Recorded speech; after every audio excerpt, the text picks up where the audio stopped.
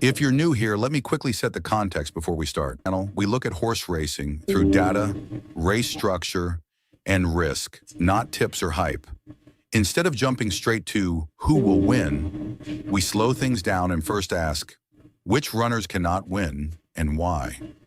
You'll see an Excel sheet on screen during the stream.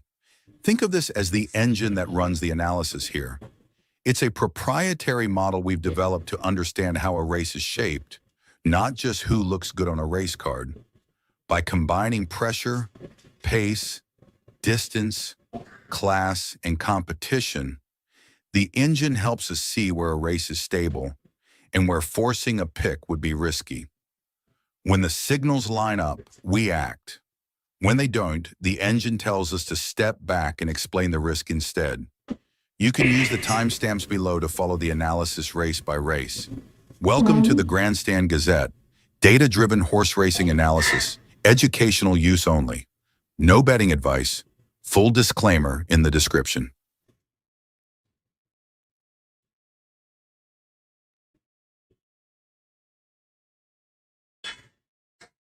Good morning. Today is 21st of January 2026 and we're going to be doing some analytics today here at Sandown Hillside.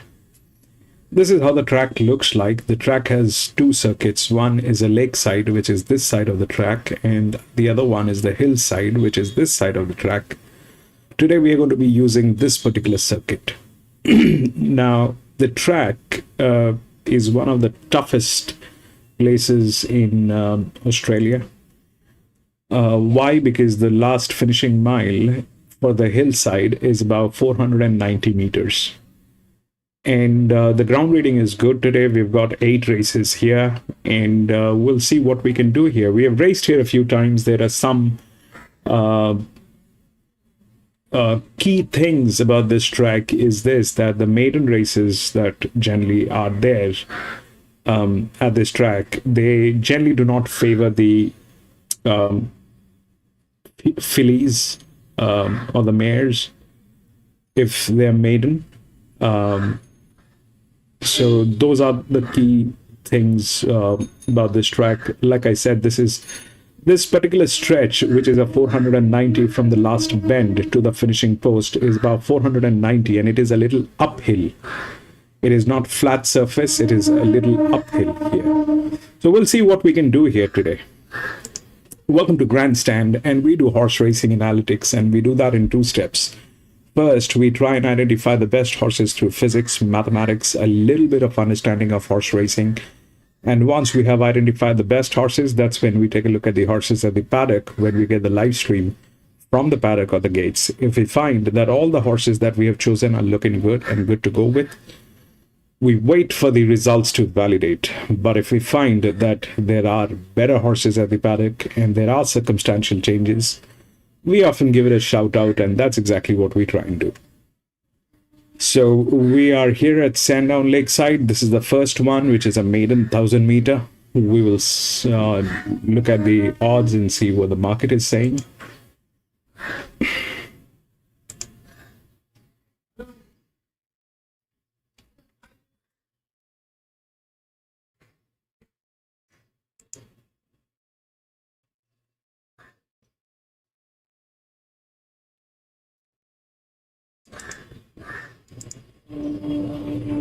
Four, 8, 5, 7.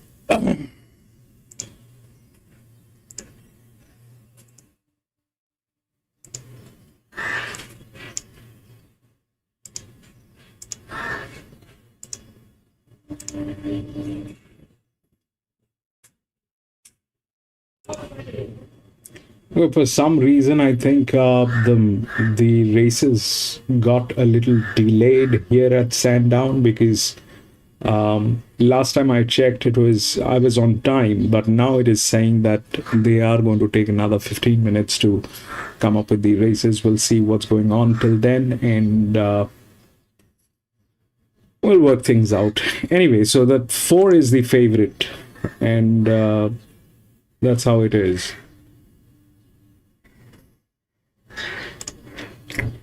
So this is the first one. Now, there are a couple of changes that I've made here. Taking a little bit of reference from Flemington. The thing is, we know when the VT gets to negative, it becomes a tricky position. But we have also seen two of the races at Flemington where they were benchmark 70, and the negatives actually worked. So the negative can be broken, but by who, at what circumstances, is something that we are still not in a clear light. For that, we have to wait for the right horses at the right tracks, at the right ground, with the right races and distances. But just to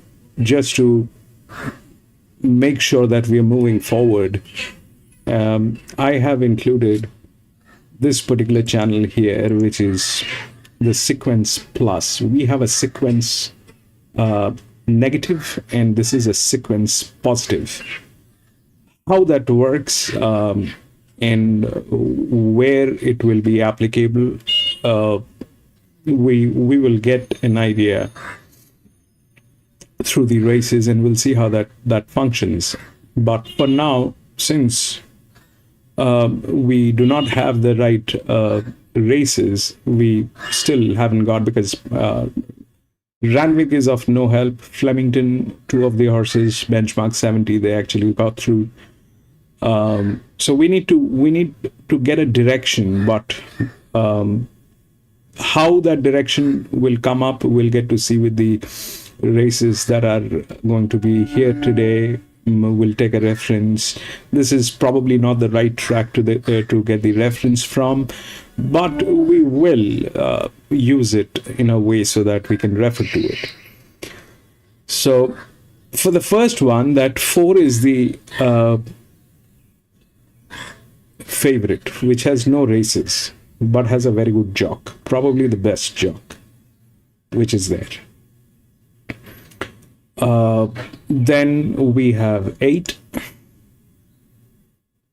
4, 8, 5, and 7. Then we have 8. Then we have 5, and then we have 7. So, in a way, the odds are right. The 4 and the 8, they are possible. And then 7 and 5, they are also possible. But the problem with this track is this track doesn't favor the fillies. Why? Because they generally start with a very challenging structure. For 4, that's not the case. Okay, 4 is not starting with a very challenging structure. 4 is okay, but the other problem is that it is coming from a very wide gate, which is gate number 8. Now, this particular race has 3 different dynamics in one race. The first thing is this, that it is a maiden. Second thing is this, that it is a 1,000 meter. And the third thing is that it is Sandown Hillside. So we'll address them one by one. So first thing is maiden. We know, I kind of, whatever races we've done here at Sandown Hillside, one thing that is something which has come up very prominently is the fillies and the mares, they struggle. That's the first thing in a maiden race. Second thing is that wide gates are an issue definitely for a maiden. The third thing is that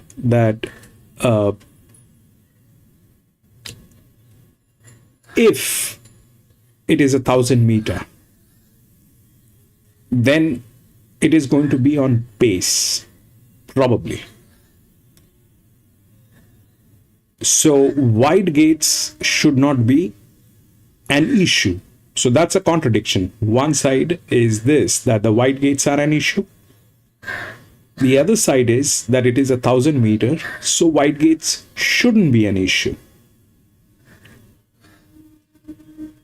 I hope I'm making sense. Why wide gates are an issue? Because it's a maiden. And why wide gates are not an issue? Because it's 1,000 meter. So they're going to be all on pace. It's not like a 1,600 meter where they're going to run a lot and do all those things. That is not there. So in that aspect, the odds are right. 8 is the linear, which is from gate number 7. This is the EW, which is from gate number 8. The odds are right on that aspect. But the other aspect is this, that they are very wide and it is a maiden race. So we are in a kind of a contradiction which is a part of this particular track. Now, the most important part of this entire arrangement is this, that the lady horses, they get into a difficult situation whenever it is hillside, Sandown, because they generally start with a difficulty, and the gildings or the colts, they often have an upper hand, which we can see. Okay,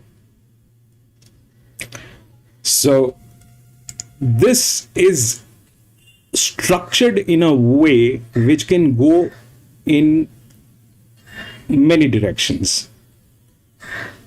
I like the 2, but the problem with the 2 is this jock has never raced here. The jock has never raced here. The 2 is from an inner gate. It is a gilding from an inner gate, but the jock has never raced here. Also, it probably has is getting through a little trouble, which we can see here. But that 2 probably is a threat which is there. Now, when I'm saying threat, that threat is like this, that it has 2 races, it did not do anything in last 2. Plus, the jockey here has never raced.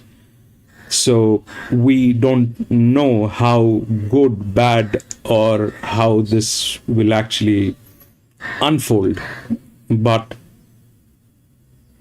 rest everything, they have issues. Issues as in, it is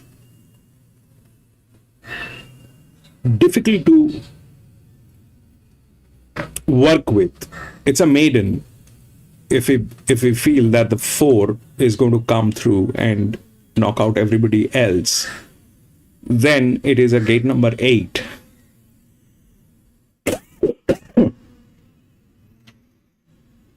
with a very weird management in place. So that's that part of the story. If we want to believe that this is going to come from gate number 8 and knock it out, that's a lot of exposure. The 8, which is the linear, is also very wide. On top of that, it has difficulty. So that 2 fits right. The 2 is in the right position, but the jockey has never raced here. The horse is something that is very difficult to assume what it will do, because it has got 2 races, did not do anything in last 2 races. Then the supporting gates are also weird. This one is 11-year-old gilding, which has got 17 races. What it is doing here today is God knows. That is there. And then the other one which we have is here, which is from gate number 5. So the 2 is definitely a threat, but it's very difficult to work with a horse which has got 2 chances and it did not do anything in last 2 races, depending on a jock who has never raced here. is something that is a very wild imagination. It's a very, very risky affair on two. Whether that will work, materialize, it all depends on how the jock is going to work. But two is a threat. It is there, especially because it is Sandown Hillside. The wider gates definitely are an issue for maiden races. The flip side is the maiden is 1,000 meter. That means they are going to be running without stopping, no breather. It's not like a 1,600, 1,800 meters. So if that happens and they get a lead and they run and run like nobody's business, then the fillies has substantial chances. But technically, it's a 490 meter straight where the difficulty talks. So the first one is something that I'm going to pass. This is not for me or for anyone, I think. And we'll see how that unfolds and how that works actually. So, and there are other horses which are there. This is gate number 10. This is gate number 9. This one fits also, right? Which is from gate number 5. So, but they have no races. How they will work, and they're like 4-year-old geldings versus 3-year-old fillies. Geldings definitely has the upper hand with the handicapping that has been done here, and that's usually the case here at Sandown Hillside. We'll see how that works. The 2 is a check, 4 is the favorite, 8, 5, they're all within the odds, and we'll see how that works.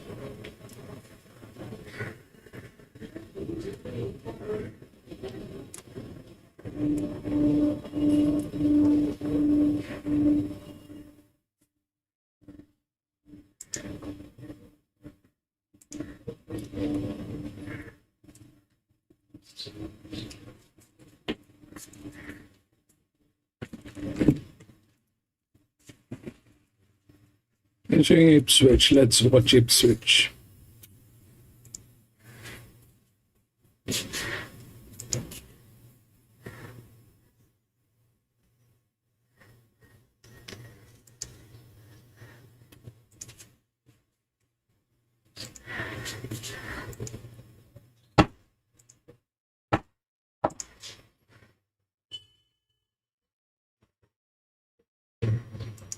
Number 10 today with the blinkers removed.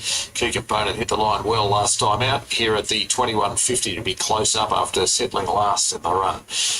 On the second event from Ipswich, Love and Games is on topper at $6.50, number 5 for this man, Mitch Manners.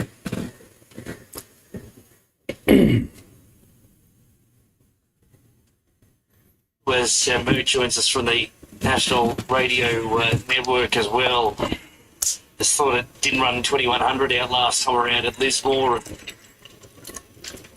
Gave it a live chance off its run 2 starts ago at the Gold Coast. I think it was where punters are really at with the race. More Rita's 26 into 13 down the bottom. Speaking a couple of roughies here late in the piece. Another good firm for Proclaimer is 480 now. So this market is really unsettled here for the second. It knew what it was doing for the first, but this ratings band 0 to 58 has got punters a bit perplexed. We're about to find out the result because they're all set to run. Stretch, welcome back. All good, my friend. How are you? Okay off an inside draw, where Glenray's Mate and Love and Game sent forward on their outside. Maravich is getting a drag across around 4th, and then Bo Kuden Proclaimer further back to Marita, 3rd to last with Key Component, and Cheers has gone back to the tail.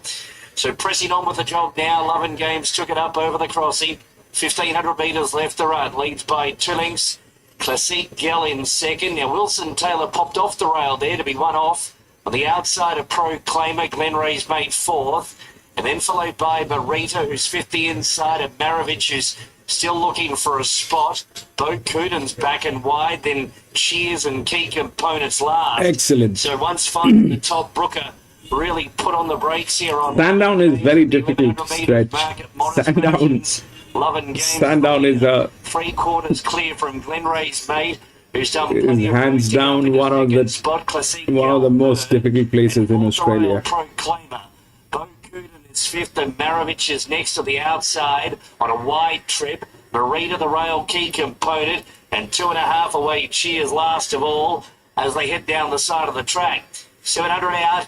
Love and Games in front, 3/4 It's clear. genuinely difficult. It is not as mad as Moonee Valley. Moonee Valley is crazy, but Sandown is genuinely difficult. This has chopped and changed quickly. Key Components gone for the doctor at the 350. Went from second last to in front. Now Cheers runs on. Marita got a split. Love and Games whacks away. Key Component, the leader at the 200 metres mark, appears all out. Marita back to the far side. It's very unforgiving. It is far side's hit the front with It's 50 like to go. the jocks Marita's in front. Marita will make lead one the mistake, it is all upside Marita down. here. Beats Key Component was a brave second. Cheers third. Loving Games fourth. And then followed by Proclaimer. Behind those runners, Glenray's mate, Bokuda, Maravich, Classic Gel. Was it 26 into 13? Marita. We talked about that pre-race, attracting interest everywhere to improve. That it does with the blinkers removed. Lance bets at 13.10, 350, 150 for the runner-up, 350 for third, 5 in for fourth, 10.8, 1, 5 on race number 2 at Ipswich, with 6 races to come midweek there with Mitch. Second event from Tari, hard to polish by the clock. Mako Beast number 2 is the favourite, but going for a drift, $2.90 out to $3.70, just back into $3.50, and she's Vicious is $2.70 out to $3.50 and is alongside it. Sweet Vicious inside, it's at $4.40, just in from Man, hope is a and Gigi Lafemme number 6 is a very dicey word. at $4.20, just in from Hope $4.40 overall, in from $4.80 to $4.20 very late. And then we've got is Lightburn and Topaz number 7. Best back to those remaining. It was $19 this hope morning, is also and it's in very $9. unforgiving. It's the black. Tips here from Robert 1, 2, 8, and 6. The Robert we head. Oakbank starts other side. Hope.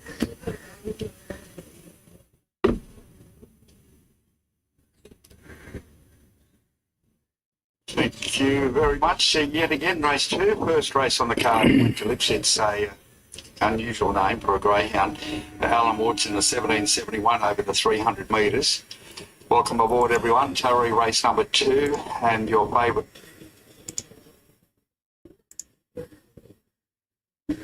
Hope is also a very, very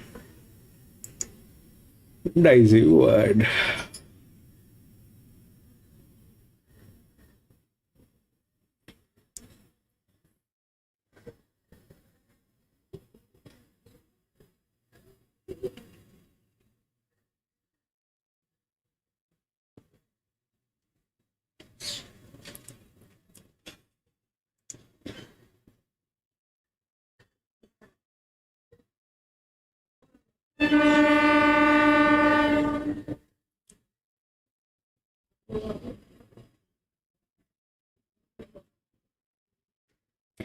We are kind of 15 minutes early today because they kind of rescheduled the races. But I missed out on the timing at the last bit.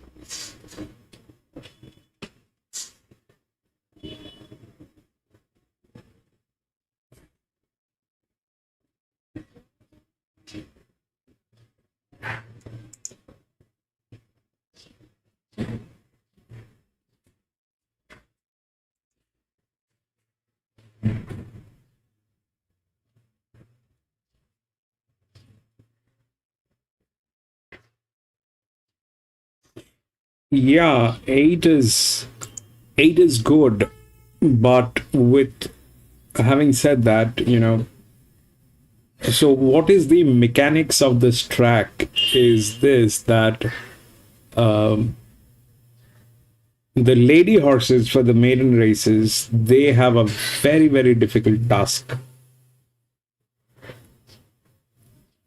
Generally, the lady horses here at Hillside, they struggle.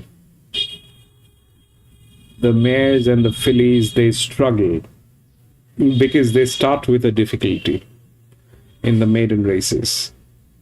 So that's the issue. The 8 has fabulous numbers, everything, all good. It is the linear, has a jock, is the only one with a pressure line. All that is good, but the problem is this, that they have a difficult job to achieve. Also, the gate is very wide. So this particular race is a contradiction from many angles.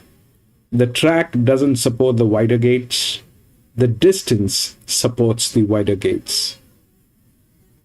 The track doesn't support the fillies.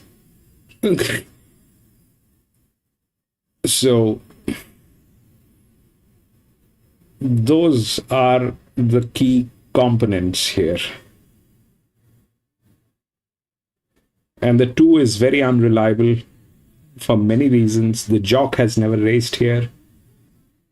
The horse had 2 chances. It did not do anything, but that's how it looks like. That's the body weight, approximately. So the 2 is there. How it will materialize is very difficult to assume. Through what?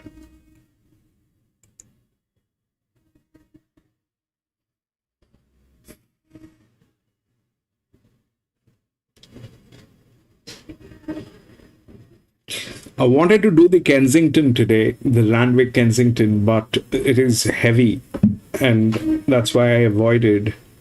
But the races are comparatively better at Randwick. They have 2 maiden races.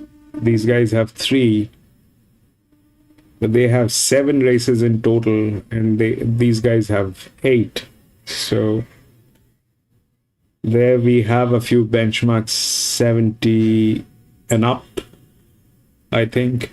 Here the highest is about benchmark 65, I think. So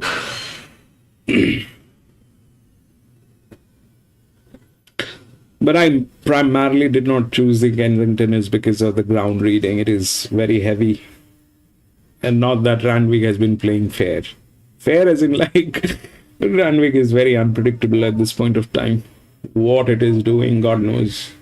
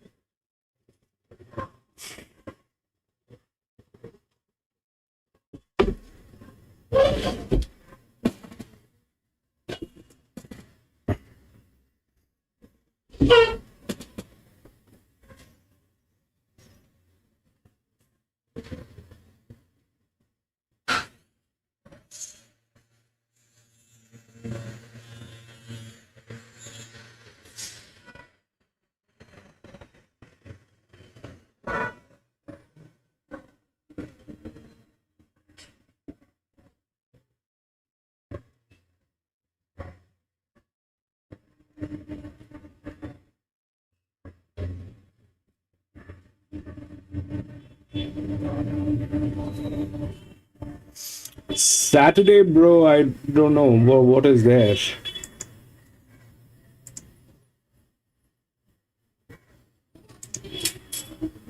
Caulfield, Randwick. If Randwick is there, we'll go to Randwick. We'll see what happens. Caulfield is a triangle track, so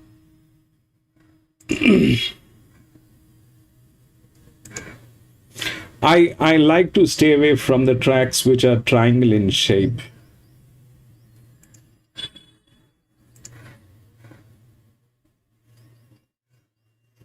Those are dicey.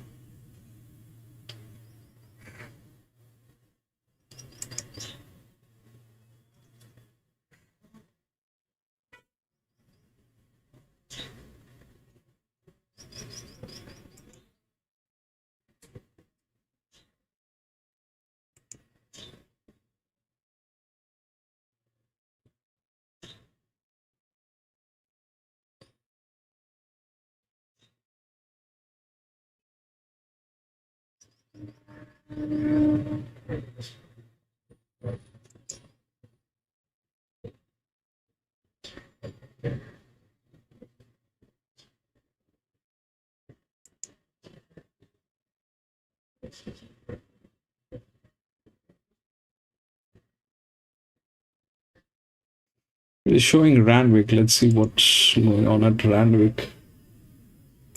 You got clear proof off the perfect run last time and run down, but it was a pretty good effort. And then you've got horses like my top pick resuming, so a few resuming, few up and going. Yeah, it's a bit of a headache, this one. Blinkers have come off your top big Spaceballs. It did start 480 in a Group 3 Kembla Grange Classic behind Verona Roads. Yeah, she did, didn't she? And she's shown good ability today. I always love blinkers coming off, just help them relax it a little bit more. And she's shown glimpses of ability, and hopefully she can really go on with it this prep. Let's get to Luke for the third. In and out moves forward. 2 to move up now. 420 favourite, number 2, Clear Proof. 440 about Concordia Wind and Spaceballs. 550 number 7, In and Out. Ready for action. Race 3 set. Off and racing. Clear Proof jumped well again today. He's contesting the lead with Campari Twiz. Back behind those was on the inside point score with Spaceballs, and Butterfly Style improves. So settling. Clear Proof off the back of Modi by a half. Campari Twiz. Style 3 wide around Spaceballs. Getting a little kick. Where was he? We were missing him. Point score railing up in behind. In and Out is next. Trailed then by Denial, Agenda Setter, Concordia Wind. Butterfly Style presses on here, takes over, draws a length and a half in front. Thank you so much for doing that, Modi. Improved the inside. Thank you for being here. Balls on the back of those runners, followed by Point Score. In and out has been fairly well suited here with a nice speed. Then Denial, Agenda Setter, Concordia Wind in the straight. Butterfly Style lead. Clear Proof going for the inside. Campari Twist, Space Balls. In and out is starting to extend down the outside. Inside the last 100. Lightning, welcome back. Thank you for being here, my friend. Point Score goes up the fence. Clear Proof, Concordia Wind. 100 to go. Point Score, Clear Proof, Concordia Wind in and out. Clear Proof hits the lead. Concordia Wind coming to ambush. Hangs on, does Clear Proof. Wins from a photo. Concordia Wind and in and out. Not sure what's run for. Spaceballs, Point Score, the two there, followed by Agenda Setter. Then Denial, Campari Twist and Butterfly Style. So it's Clear Proof getting the cash. Second win comes 550 days after the previous success, which was also here on the Kensington track, and then it's a battle for second and third, 3 on the inside, 7 on the outside. Drought breaks for Clear Proof there, Dubbo. Yeah, got the breaks and able to fall in. Marto just held on for Dylan Gibbons. Lovely return. What is that, Mornington and Sandown? She looks in for a win. What kind of a thing is that? In and out down the outside. Seemed to look the winner at about the 400.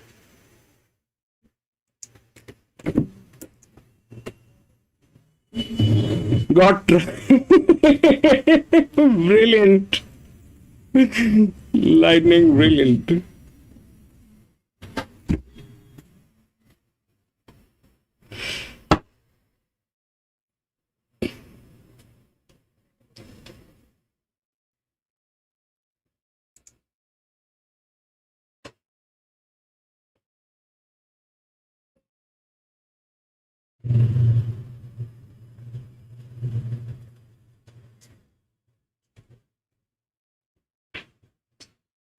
Six minutes to go. Sandown Hillside.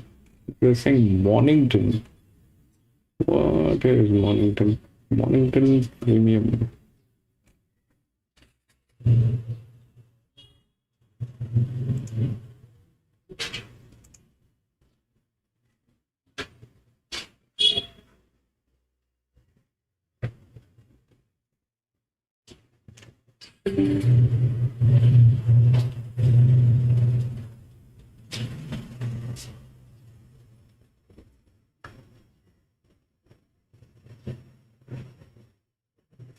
The top 3 don't know yet. 2, 3, I think got first and second, 2 and 3 at Kensington. I think so. That's what I think I saw.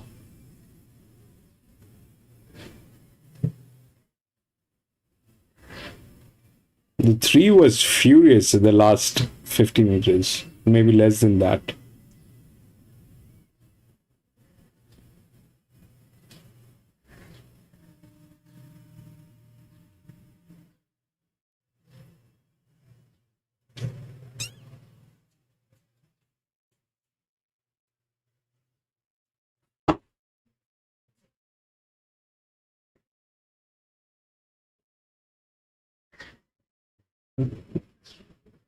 Two 7-3. Okay, perfect. 2-7-3.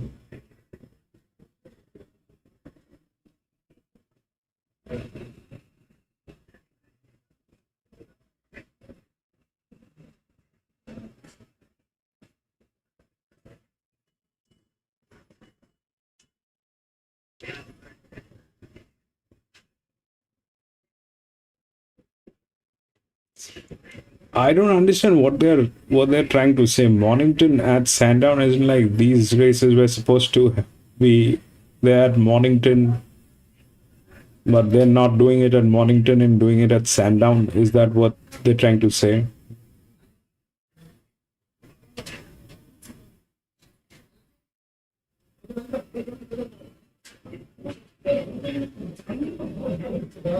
You sound like Google.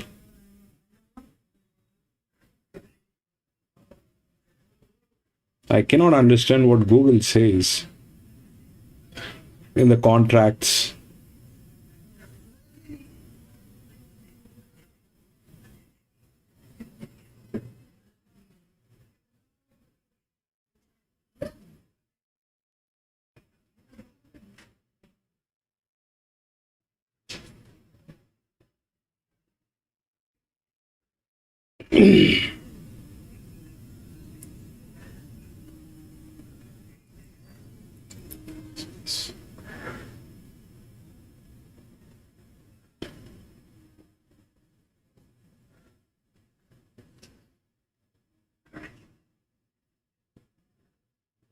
I can't see your first horse.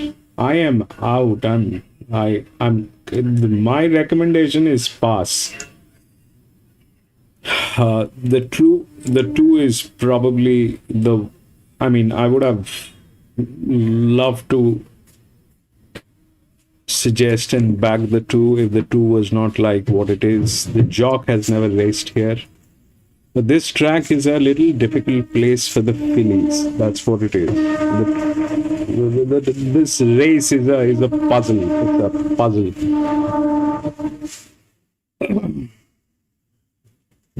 Timer block. Oh, okay. That's 8 on top. 8, 7, then 4 is here. Above 2, we have 8 and 7. To the BL, we get like that. 8, 2, 7, 4, and 5. The 2 is next. This one is 8. This is 2. This is 7. This is 4, which is the favorite.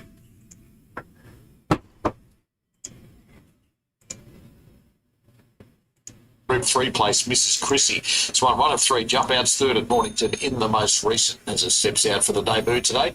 Arlington Rowe is also on debut, 2 recent Cranbourne jump outs and 1 the latest. It's a Kingman 3-year-old filly.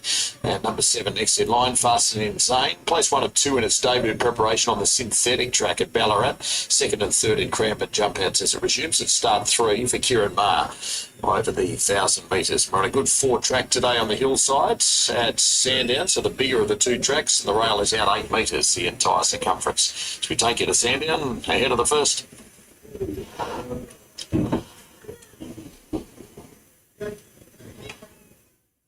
Terrific, Marto, on Sky, and also Timmy joining us from racing.com. Yes, a beautiful part of the world, Mornington, Timmy, as you well know, but we're here at Sandown for this 8-event program, and well done to everybody to get everything organised to get to Sandown today. And we've got an interesting program. Fierce little things have changed. The 1,200 metre race is now 1,300 metres, and the 2,050 metre race now the 1,800. Solid favourite Heidi Dancer here at 270, but the late money for Raining Fire 310 to 290 with books. Last couple getting set, Fastened in Zane joining them, and to complete the line over there, one of the last will be Arwin, along with Empress Angel. Empress Angel takes the outside now, and the field is locked away. Good track at Sandown. Raining Fire's agitated, wanting to lift, and attendant going in with her. Set to go and away, Raining Fire away moderately, and beginning well was Heidi Dancer out past the centre with also Empress Angel, and they land together in front by a length and 3/4 Arlington Rowe and My Wife Is Not Here. They were followed by Midnight Loot, 2 further back Peninsula Rose, Fast and Insane, Raining Fire, and last of all is Arwin coming up towards the home corner. Heidi Dancer is the leader, 600 metres to go, pressured by Empress Angel. Arlington Rowe with the sit on those third. My Wife Is Not Here here next the fence from Peninsula Rose. Midnight Lute under pressure. Raining Fire under a hold is trying to come on about 4 or 5 off the front from Arwin and Fasten Insane. So Heidi Dancer as they reach the 200 metres in front by a length. Arlington Row. Fasten Insane is starting to wind up on the outside though. Fasten Insane moves up to Arlington Row who wanted to lug in. 50 to go. Arlington Row kicking and Fasten Insane who's going home better. Fasten Insane. 1.5 length Arlington Row. 7-8. Fire, then a tiring Heidi Dancer. Further back out wider on the track was Arwin. 7-6. Then came Peninsula Rose with My Wife Is Not Here. A long gap in the field to Empress Angel who knocked up. 7-6-4. Was last. Fasten Oh no, 7-5-4. Number 7. 7-5-4. Aboard. That familiar European style, pumping down the middle of the course to win at $8 and $2, overhauling them from Arlington Row second. 7-5-4.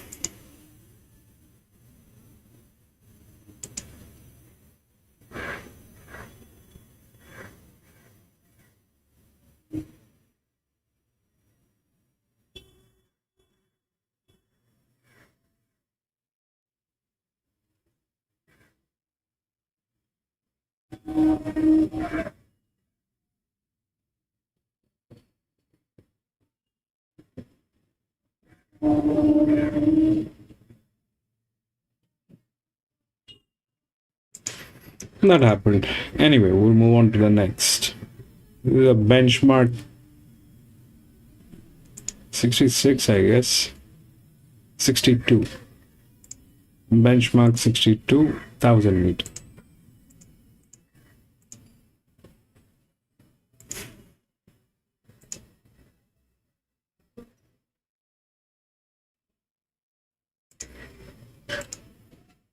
Five, 4, 1, 6.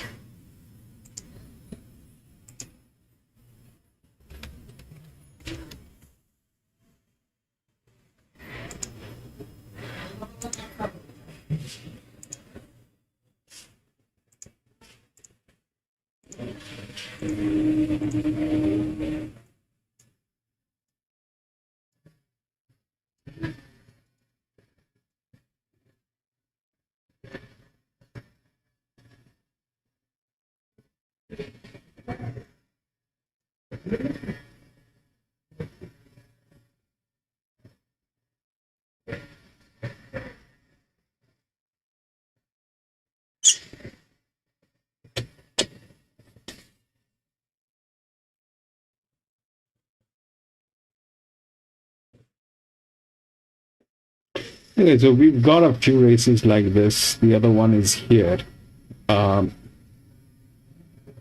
But this one is like the first one to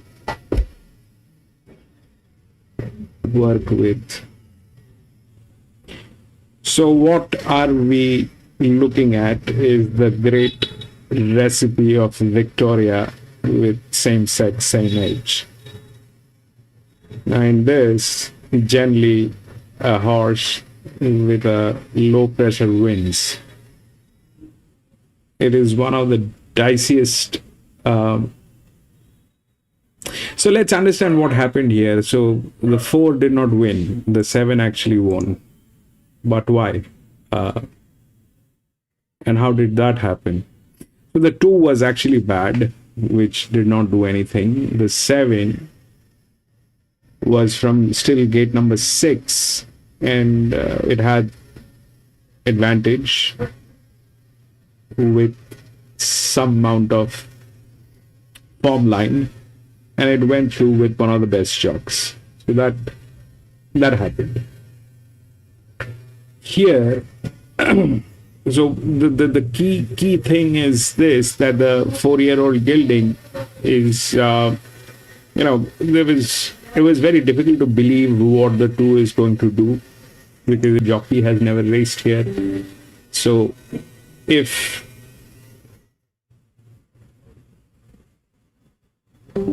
the jockey has never raced here, then this track is very unforgiving. Now here we have the 5, which is the favorite. Now if we look through the DICR, 5 is a challenger. All right, 5 is a challenger. That's the first thing. The second thing is when it is a same sex, same age. The only 1 or 2 horses that are not of the same age is this one, which is an 8-year-old, and this one, which is a 6-year-old. Rest, everybody, they more or less are on the same age group and same sex. So that 5 is good, all right? The 5 has the body weight, which is good, but it is a challenger. It has the best jock. That is also true. But we just did one of these races at Flemington the other day, and generally when this is the scene, then you're looking at, this is a higher class with a lot of advantage, so you're looking at this. That's the thing with these races. Now, how it might play, the odds are right. So if it plays high pressure, low pressure, then this is a higher class and low pressure. If that's that, then it'll rise or it will fall. Now the 5 is the favorite. This is the right. This is the advantage. This is the rise. Okay, which is a challenger, which is a good horse, not bad. But what might happen in these kind of situations is this, that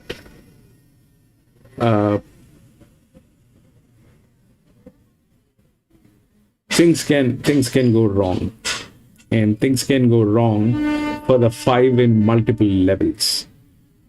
We are assuming, I am assuming that it'll rise because that's the lowest, which is the highest advantage. Then it has to rise. The rise is here.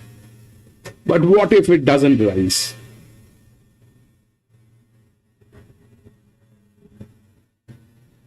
What if it doesn't rise and it goes to a class? Okay. So in that case, the 1 opens up, which is the highest class. In that case, that opens up. This is a 6-year-old mare, so 1000 meter is not a suitable distance for a 6-year-old mare, unless you have one of those horses which are very good. But let's say it's not one of those, and again we have the situation where the jock has never raced here, but that's a dedicated jock. So it is possible that it'll be 4 and 5 and 4 wins. That's one way of looking at it. The other thing is the 4 wins, 5 doesn't get a chance. Why? Because the class will interfere. And all this is an assumption. Why? Because it is the same sex, same age. The low pressure usually wins. But that's usually. We also have seen things going wrong in a different category altogether. So this is dicey, but I still like the 4 because that's how generally it plays. If it is the same sex, same age, low pressure is what it is. Will 5 be the second one? Technically it should be. And generally if it is low pressure, high pressure, then this is a queen. All right, then this is a queen. But what happens if we think that it is going to be a low pressure, high pressure, but the 5 gets knocked out on class, and this one, the 5-year-old mare, kicks in with a low pressure. So my assumptions are like this, that probably 4 is going to win.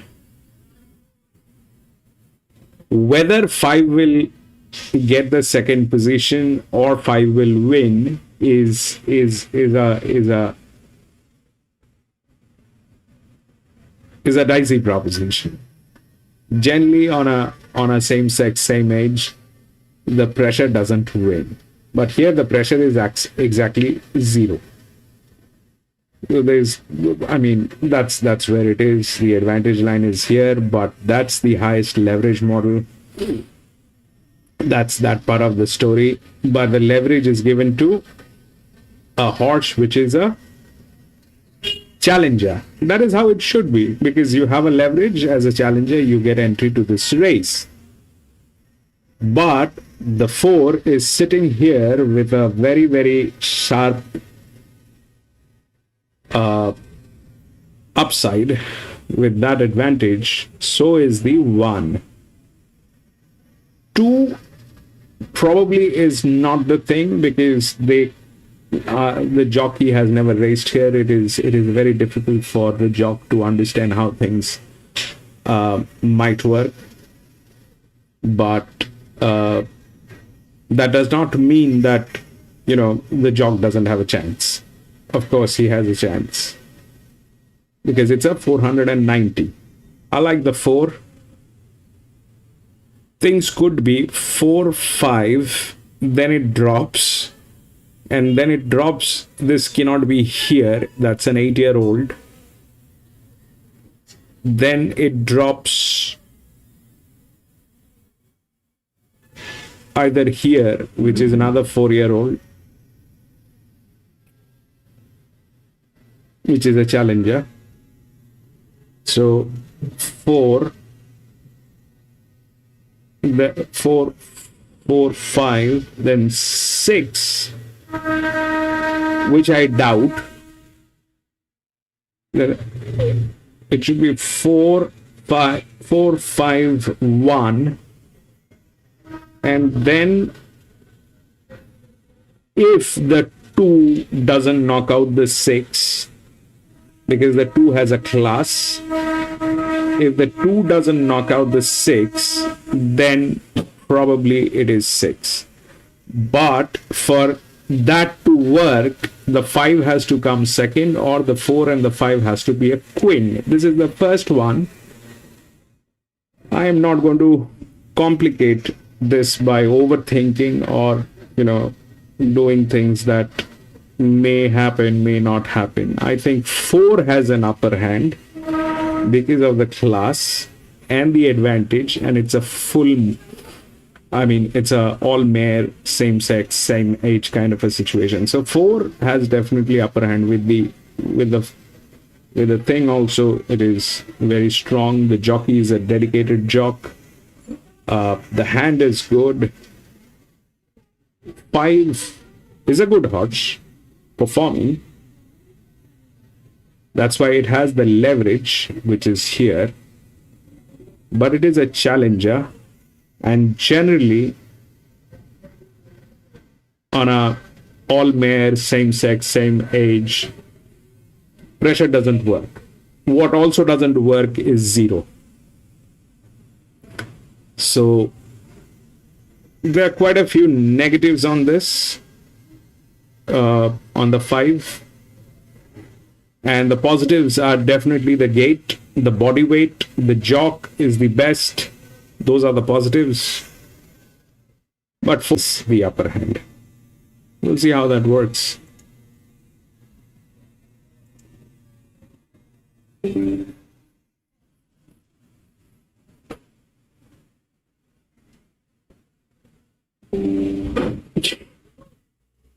Dows, welcome back.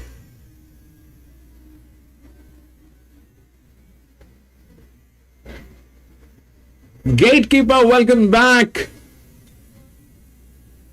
Stretch, that train keeps flowing. Yeah, that train, my house is very near to railway crossing.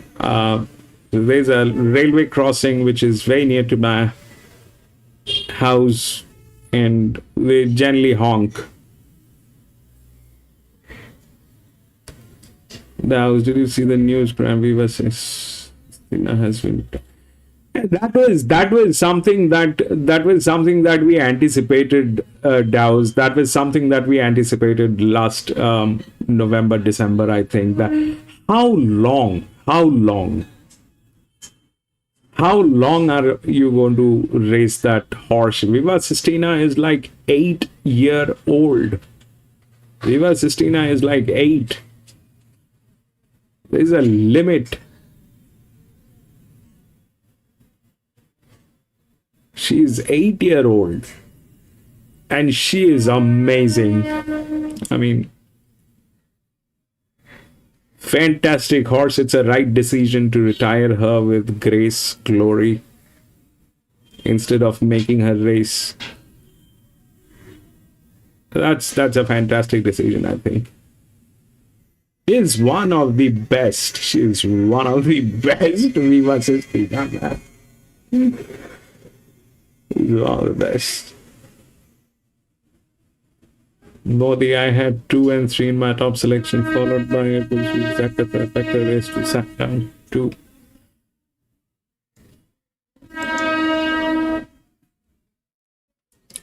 Two is a 6-year-old. Has the class. But this one generally, you know, if you, I don't know if you remember this, but I'll pull up.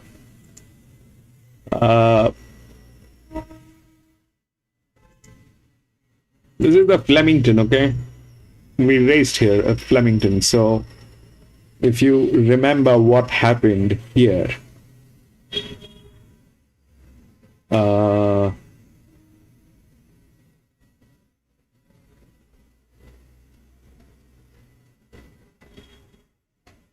this one, I think, 9. The 9 knocked out the 6, which was the favorite. The 6 was the favorite, and the 9 knocked out because it was a low pressure. We spoke about this, that then, you know, the 9 is, I mean, anything can happen. The other low pressure also got through, which is the 1, which was also there in the top 3, which was a 7-year-old mare. So this happened. This is something that we have seen happening on an all-mare race. We're going to face the same thing today here. That's why I'm saying it is the 4. But can it get flipped? Yes, it might get flipped, and it generally is one of the most complex recipes from Victoria. I think it is one of the most complex recipes, because the other one that they have is not only it is, I mean, all over the world, is the colt and rigs. If you have colts and rigs in the same race, so that is another painful race structure. This is almost the same.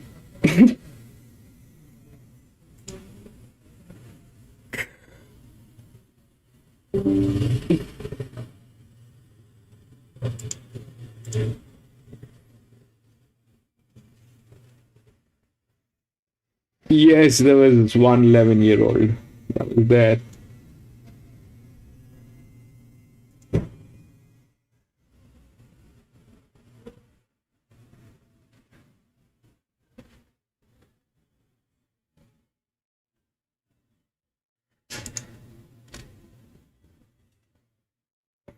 That was there, the 11-year-old. What that 11-year-old was doing, God knows what that was doing there. This one. 17 races. I think the owner loves this. The owner of this horse actually loves this horse. and the owner is a rich guy.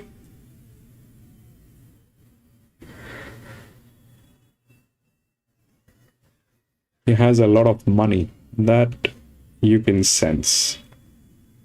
And he's been very persistent, like 17 races. He's still hopeful that one day this 11-year-old will bring him some luck. So A, he loves this horse for some reason. B, he has a lot of money, because it takes a lot of money to put a horse in a race. There's an investment.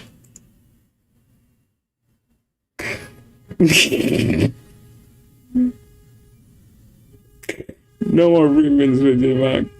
Gatekeeper, we call them riddlings. With the 11-year-olds. Those are crazy ones. But you will not believe this, Gatekeeper. I'm never going to forget this. There was this one horse at Flemington sometime last year, I think, or early last year, maybe. There was this particular horse at Flemington. It was like 10 years old. It was right on my face. I could actually see what the numbers are. At that point of time, I did not have the pressure model, but I definitely had the handicapping side. So how far it is handicapped, I was able to see. This is the VH, all right? So we could see that. And a 10-year-old at that level of handicapping, I said no. I don't believe this is going to happen. There's a very good friend of mine who's missing for a while now, John. He said that no, he went with the 10-year-old. Oh man, that 10-year-old actually slapped everybody else. It slapped me across my face, and it won. And it not only won, it won by a length on a 1200 meter. No, 1400 meter, Flemington. It won by a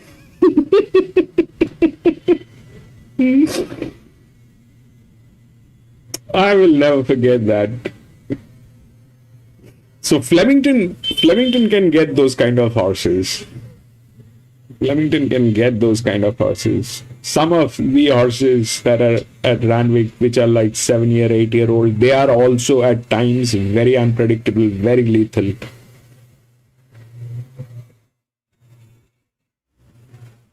But if I find a little bit of gap in understanding what might happen, I mean, if there is a little bit of blurry vision in front of me, I step out.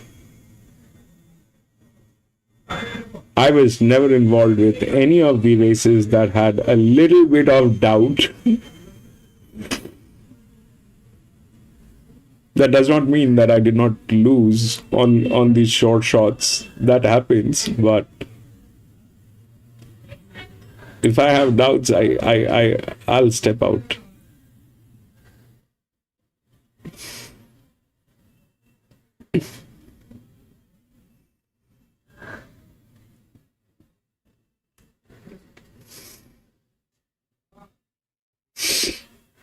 Kensington. Are they showing Kensington? Yes, they're showing Kensington. Our blow-in missed it. Copacabana away well from barrier 1. Tenderized Canadian Ruler pushing up there. So too Ballistic Kids. Then Fiddler's Green, Blow-in and El Hudson drops to the rear. Front runner is Canadian Ruler, burning across to take the lead from Tenderized Copacabana. Prominent was Ballistic Kids back 4th, closely being followed by Fiddler's Green. 2 lengths to Blow-in and El Hudson is still at the rear. Canadian Ruler off the back straight. Heads up past the 750 with the neck arched. Led by a neck on in second. Tenderized. Copacabana right behind third. Then Ballistic Kids. Field stretches out here. Fiddler's Green is back 5th. Then blow in, and El Hudson on the outside being worked on, starting to pick up a little bit of ground. Canadian Ruler first for home, 4.25 to run, leads from Tenderize being slapped up. Behind them, Copacabana also ridden, Fiddler's Green coming on, then Ballistic Kids. Early in the straight, Canadian Ruler kicks 2-3 lengths in front of Tenderize, Copacabana, Fiddler's Green. On the outside, Ballistic Kids. Canadian Ruler now starting to shorten stride, still with a break. 150 to go. Copacabana, Fiddler's Green coming. Canadian Ruler's out of gas. Fiddler's Green within a half length. Canadian Ruler trying to cling on. Just maybe. From Fiddler's Green in a close one. But you got that. Lightning. For fourth. That was amazing. Blowing. 1 and 2. Tiptoeing. And 4. The gauge red empty. But has he lasted, Canadian Ruler? Fiddler's Green lunging on the outside. But it could be a nose margin here for Canadian Ruler, Nick Hayward and Matt Dale. Fiddler's Green came to get him. Copacabana will run third. We await the numbers. He was a massive drifter, this horse. He won well first up. But there was not a cracker for him. $5.50 out to $10 fixed. There's the still, or the slow-mo. I reckon it wins the inside Canadian Ruler, but we'll see. We'll see. No number just yet. 124.55 the time. Last 636.10. 1-1-1. It'll win all right, Canadian Ruler. 1-2. Canadian Ruler will get this photo for sure. He'll win it by a short half head on Fiddler's Green. And that will be made official with the numbers shortly. But 1 Canadian Ruler, Nick Hayward, Matt Dale. So that's one. That was brilliant. Lightning.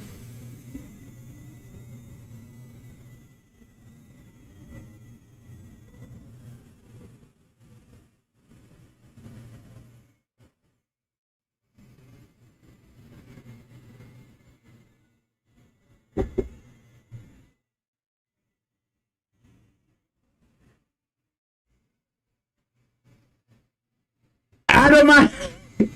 Adaman! Where were you? We were missing you here, bro.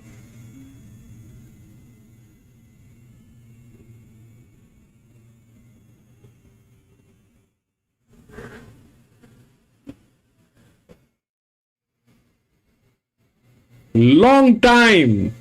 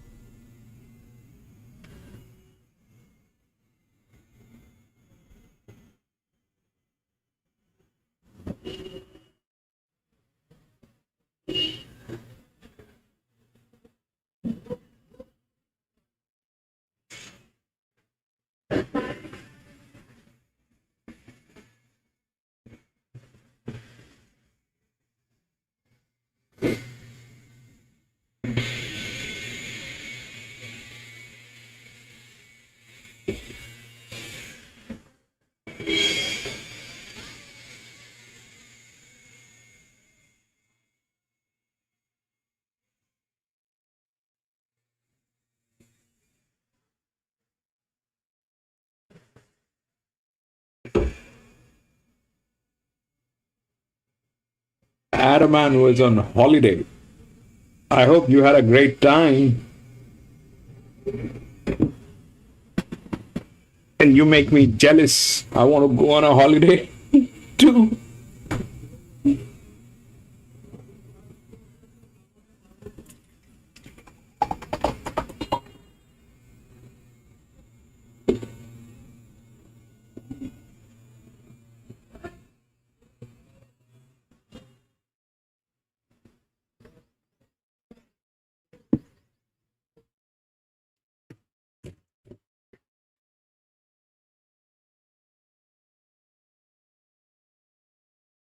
Last time I got a holiday was when my in-laws came into my house, and I thought it is the best idea to vanish.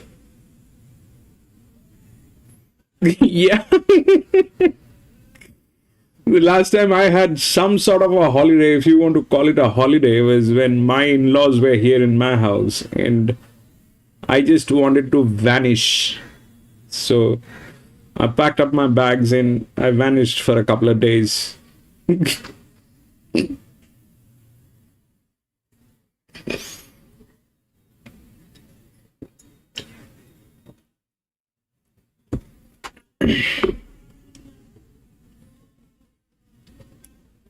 So that's a long time ago.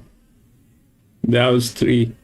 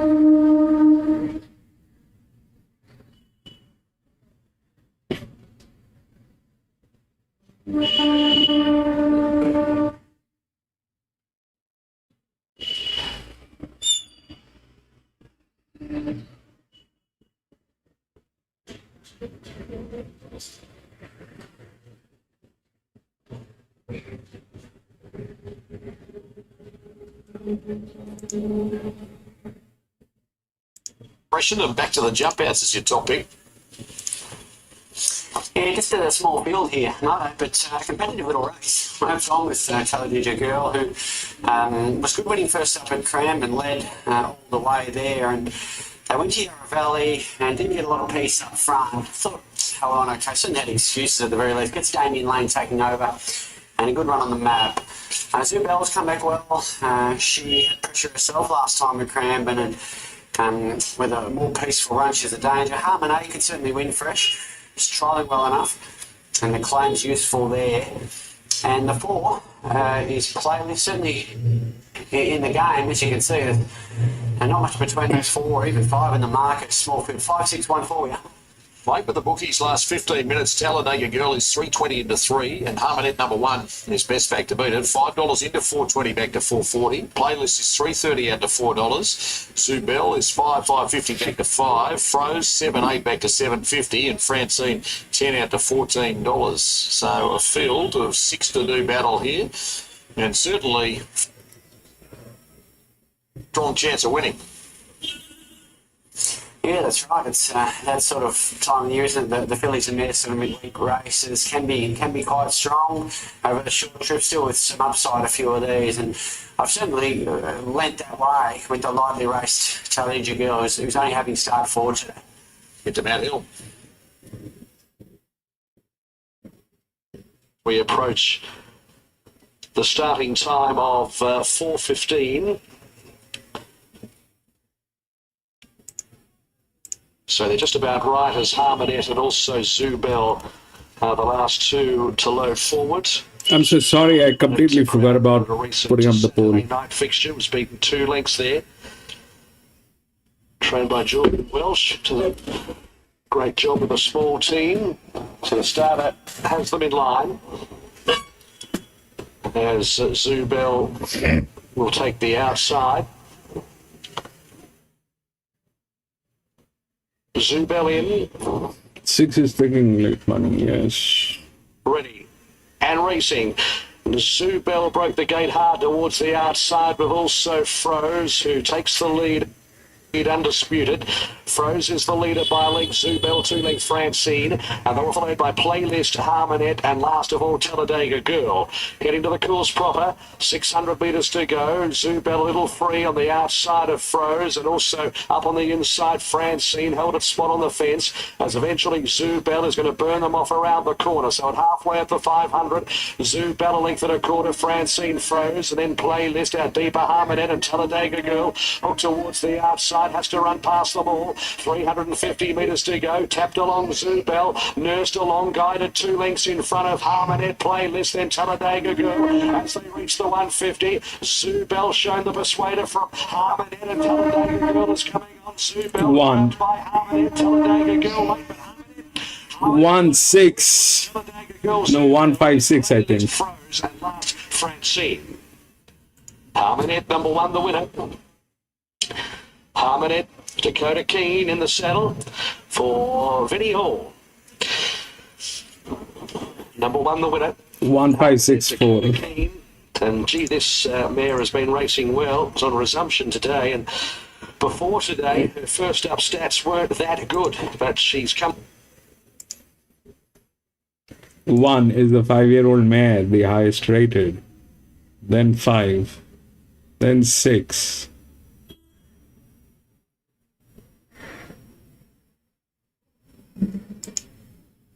That didn't happen. The class actually knocked out. This plays very weird. This plays very, very weird. The body weight was very heavy on this horse. Heavier than this one.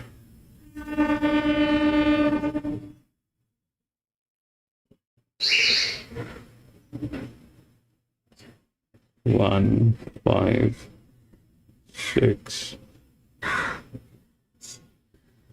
And 4. Anyway, that happened. Go to the next.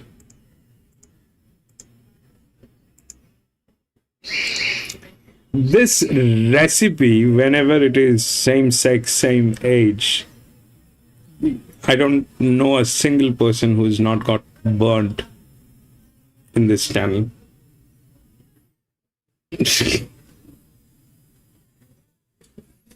7, 8, and 10 has been scratched.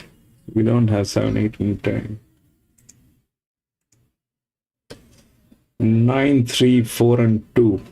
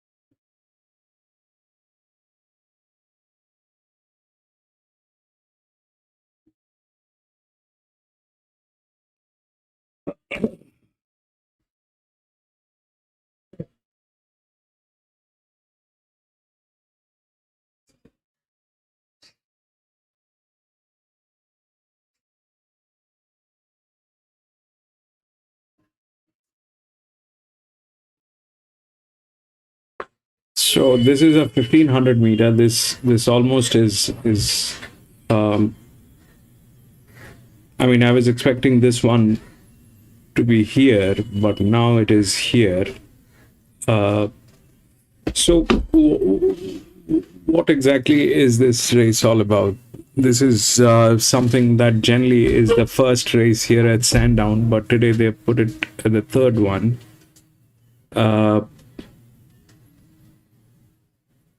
Now, so this 9 is the favorite, okay? The 9 is in great shape, but it is a challenger. Now, I'll repeat the same thing what I repeated here. Here the 2 is in a dicey position. Why? Because it had 2 races. The jockey never raced here, and it did not do anything nice. But bottom line of the story is this, that this track does not favor the fillies. The track where we are, because they start with a difficulty. This is good. I mean, the odds are also right. Okay, so that's the high pressure. 3 is the low pressure, which is the EW. The odds are right, but it is wrong at the same time. Why? Because the fillies get a very difficult time winning here, and this guy is from gate number 9. So 3 is from gate number 9, which makes it very difficult at a maiden race for the 3 to justify. So the other thing is here, which is the number 5. The 5 is also very dicey. Why? Because it has a dedicated jock, but they also are in that kind of a situation. But technically speaking, the 5 has an upper hand. The 5 has an upper hand. This jock has been with this horse, but it doesn't look like they have done a great deal of job with this 5. The 5 also has been also tried its hands on a league race, which unfortunately did not materialize. Now, the problem of this particular track is this, that this, first of all, you have these horses which has never raced. Which has never got placed. They have 4 races, 2 races. They are there with those advantages, but their form line is very bad. 3 is is the right odd. We know that it is high pressure, then it will go to a low pressure. So the odds are right in that aspect, but it is also contradicting to the fact that the track doesn't support fillies, and the gilding, which is with the thing, is gate number 9. So what might happen here is things can go very unpleasant. I do not have faith on the 5, but the 5 technically is in the right position. The 5 is technically in the right position. If the 5 knocks out, it'll knock out because of the position today. But I do not have the courage to go with a management like that who are 60% bleeding, and that generally doesn't. I mean, I don't want to get into that. So what are the other things that might happen, and how things might go? Things can be very unpleasant here.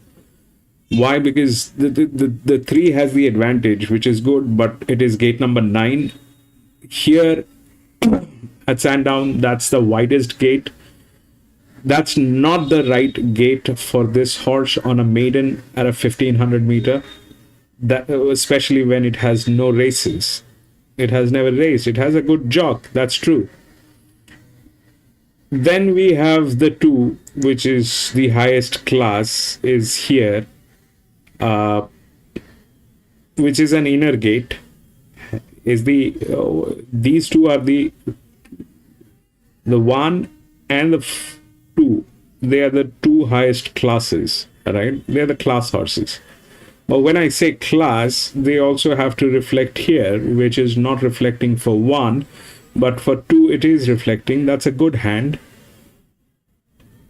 The jockey is okay. Why? Because you don't need a jock on this kind of a horse. It is okay to be like that. It is okay to be like that. But will it work on 9 is the primary question, and the answer is pass, because this is a dicey proposition. Generally here at this track, the fillies, they have a very difficult time. I can pull up races, but I don't want to do that for Hillside, and it'll be a lot of task because we have to match those results and dates and all that. So, but bottom line is this, that the fillies have a difficult time because of the difficulty that they start with. The stretch is 490. It is not supportive. Where it is supportive, they have a management issue. 2 is on the 3rd line, which is a lot of exposure. So what might happen? The 9 might actually win, but that's a very slim chance. Technically, it does not have an upper hand. The upper hands are with the gildings, all right?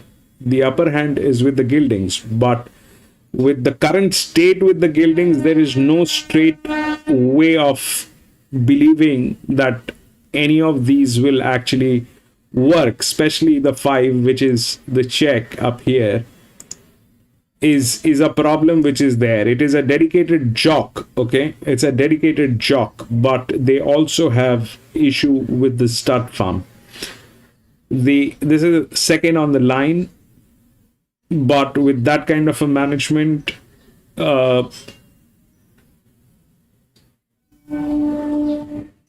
very difficult to believe what they will do. Very difficult to believe what they will do. So the 9 is a hope, which is good. I mean, the horse is fantastic. The problem is the technicality of this race. Generally, it doesn't work with the fillies. It generally doesn't work. And I do not have a clear go on any of the gildings that might strike hard each of them has their own issues. The 5 has an issue of the management. The 2 is on the third line. The 3 is from gate number 9. The 1 has 4 races, done nothing. What it'll do today is God knows. Then they fall. 4, 6, they fall. If any surprise comes from there, that's something that is going to be very difficult to digest. A 6 is a mare anyway, so that's not in the right shape. So it's like that. The 9 is the right odd, and 3 is the right second horse pool. But both are questionable when it is Sandown and a maiden race over a 1500 meter, because here it is a struggle. Here it is gate number 9. In between we have the 5, which I can't trust. So for me it's a pass.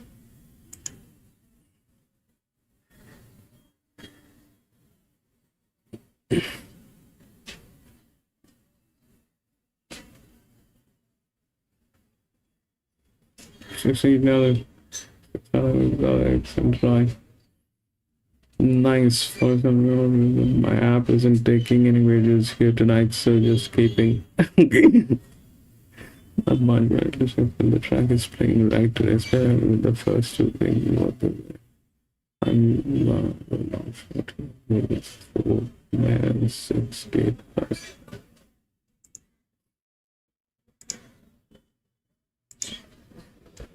Yeah, this can backfire.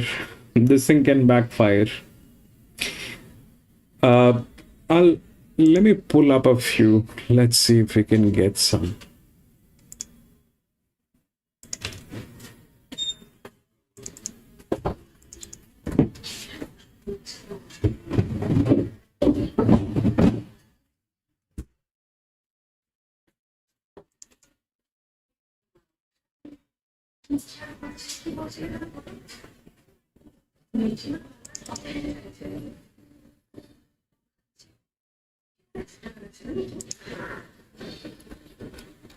So these are the races that we've done here at this place.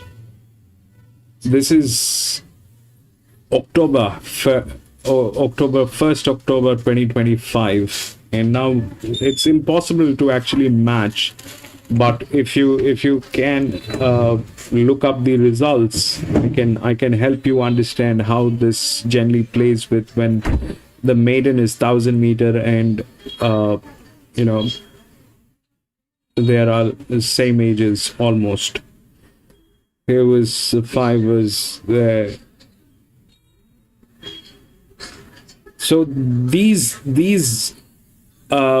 things are difficult, The thing is, it's difficult to assume what will work, what will not work. It is very difficult to believe what will work, what will not work, especially when it is like this. Generally, it is a very difficult task for the fillies.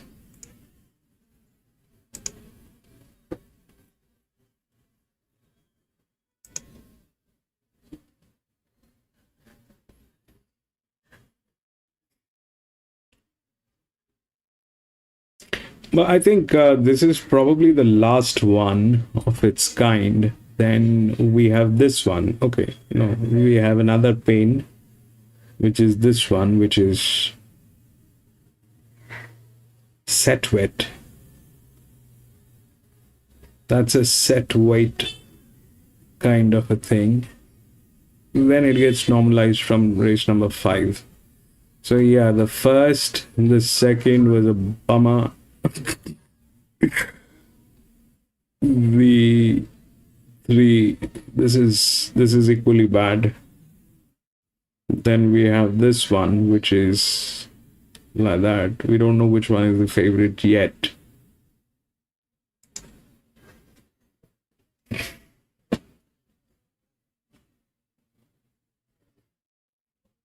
Kensington is next, Lightning.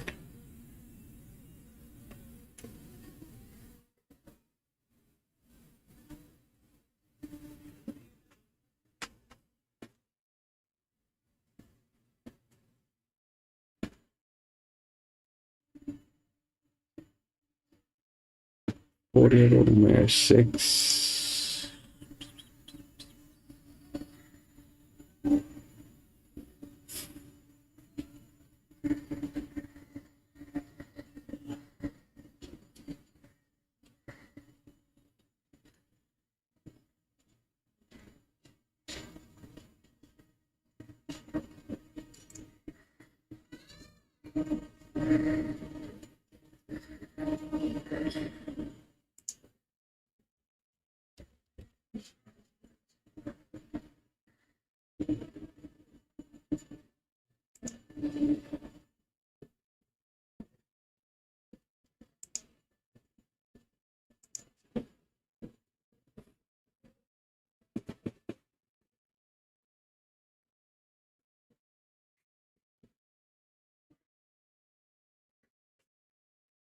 On hard in Saturday grade last time out.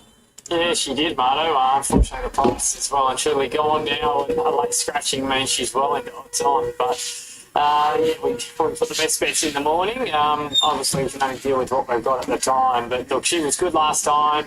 Out, I thought she hit the line really well. Good winner at 1,000 prior to that. Wet track, no issue. And with this race falling away, it does look her race. But yeah, unfortunately, we're left with quite a short quote now. So 3, 7, 9 and 6, the numbers for Nessie. Just the gate was against her last time out. She's a horse that will relish getting James McDonald aboard here. Just draws a little bit awkwardly again and likely to give them a start. But look, there's only 6 runners now, so she'll be strong late. She clocked the second best last 200 of the day there at Canterbury last start. So she does look the danger. 9, Van Lead. I thought this horse ran well behind Lowell there first up at Canterbury. The time didn't rate that strongly, but it's a race here that does fall away pretty quickly, and she looks third pick. And 6, Raga Raga, has been was a bit disappointing there first up at Canterbury and has trialled well since, but she's a fast horse, always expected to trial well, and she hasn't quite gone on after showing really good early promise in a city stable. So 3, 7, 9 and 6, she left $1.40 unfortunately, but she did look to stand out on the program. But yeah, look, she's been well back, and scratch chips today have hurt as well. Odds Alive came out about 6 minutes ago. 9 cents win, 11 cents place deductions with the tap fix. Let's have a look at what's happening late with the bookies. And the very late figures with these. 145 to 140 for Big Red Tequila. 550 into 584 for Nessie. And a little nibble for Raga, 14 to 13. And Princess Halo is 31 into $26. Down to a field of 6 now with 5 scratching, Stover. Yeah, it's disappointing, Marto. Unfortunately, scratchings are part of it, and we do get a lot in. One, I think, yes. There's no one scratched. Get Odds Alive. 5 also got scratched, I think. So, yeah, it's the game we play, and deductions are part of that, unfortunately. Let's get trackside for the 5th with Luke. Keeler. Promising sprinting mare. We'll certainly see her back in a Saturday race at some stage soon, but back to the midweeks here. She is expected to be very hard to beat. Princess Halo is about to move up. If you're just joining us, number 1, Odds Alive, a late scratching. It refused to come into the theatre of the horse. They couldn't get it into the parade ring. Red lights are on here. Set, they're racing. Big Red Tequila got a good start. Princess Halo out wide, jumped nicely. Pushing up is Rugger Rugger as well. Settling down, it's Princess Halo, Rugger Rugger together, and Big Red Tequila is going to be right there. Settles in a great spot, third, the short prize favourite, followed by Van Lee, Nessie, and last is Inferentia. Rugger Rugger middle stages, goes into the 600 metres with the ears pricked. Led by half a length on Princess Halo, Van Lee and Big Red Tequila back fourth now. Followed by Vanessa and 3 lengths in Ferencia.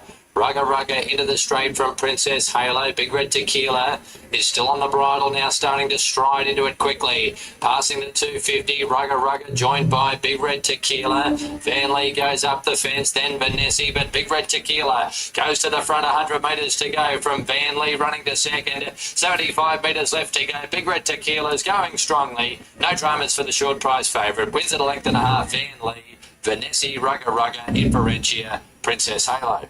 397. Big Red Tequila, much too good, and it's 397 and 6 winds up in fourth position. Pays 140 New South Wales, 150 Super Tab and U-Tab. Lighty Race 4-year-old mare is building a good record early, Dabo. She is, mate, yeah. She looks a horse with good talent at these short courses, and lovely ride by Sam Flippin, and just behind the speed, got her in a good spot, and she did the rest. Van Lee ran well, and Vanessa not far away, but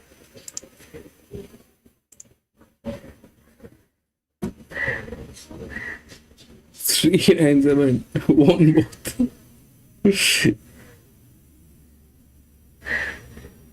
You're on fire, Lightning. You're on fire today.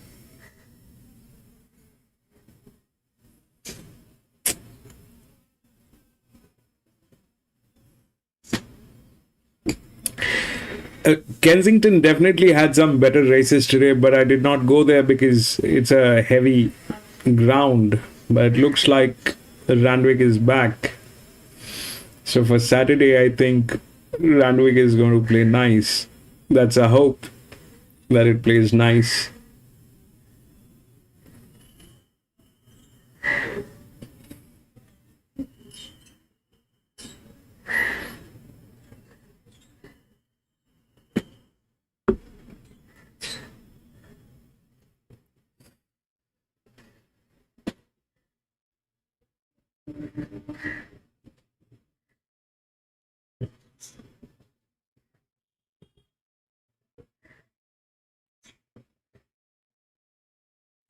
Jericho, welcome back. Long time.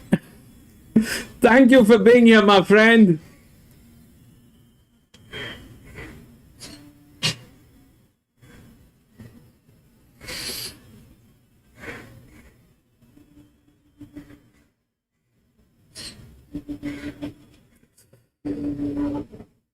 We are at Sandown, Jericho, and taking beating.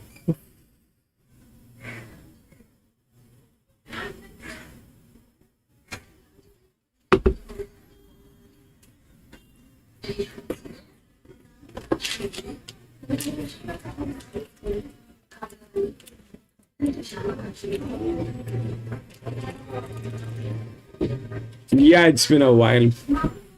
But it's so nice to see you back, Jericho.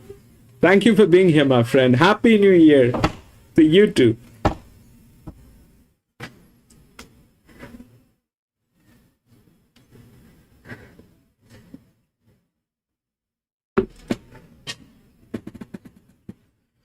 The first 4 races are dicey. The first 4 races are dicey at Sandown.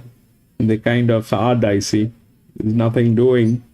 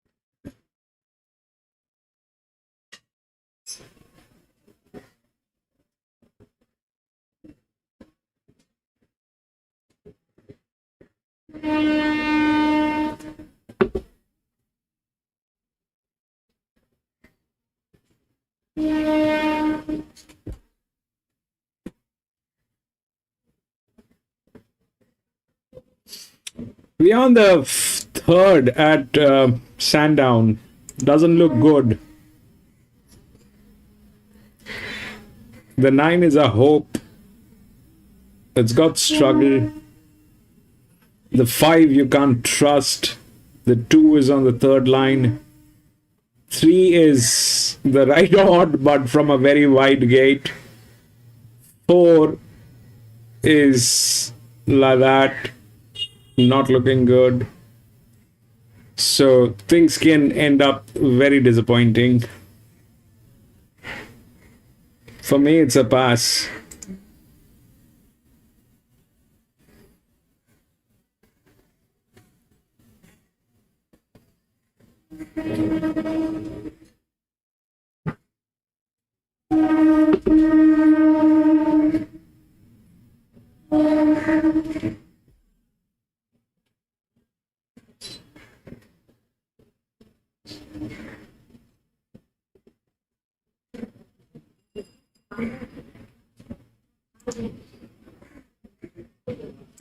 Sandown.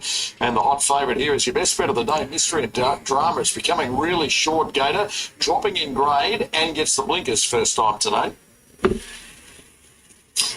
Yeah, look, not the first time. I've looked silly tipping one at the weak sort of odds, but again, you know, we have to reference she's near even money. I think yes, there haven't been any notable scratchings, so perhaps one for the early shoppers. Doesn't help the current punters, but does look clearly the one to beat. Just comes through the best races, best times, maps for a good run, gets the blinkers on. At least she's just better this grade, and clearly the best for the day. So they no spoil over price anymore, but some things are out of my control.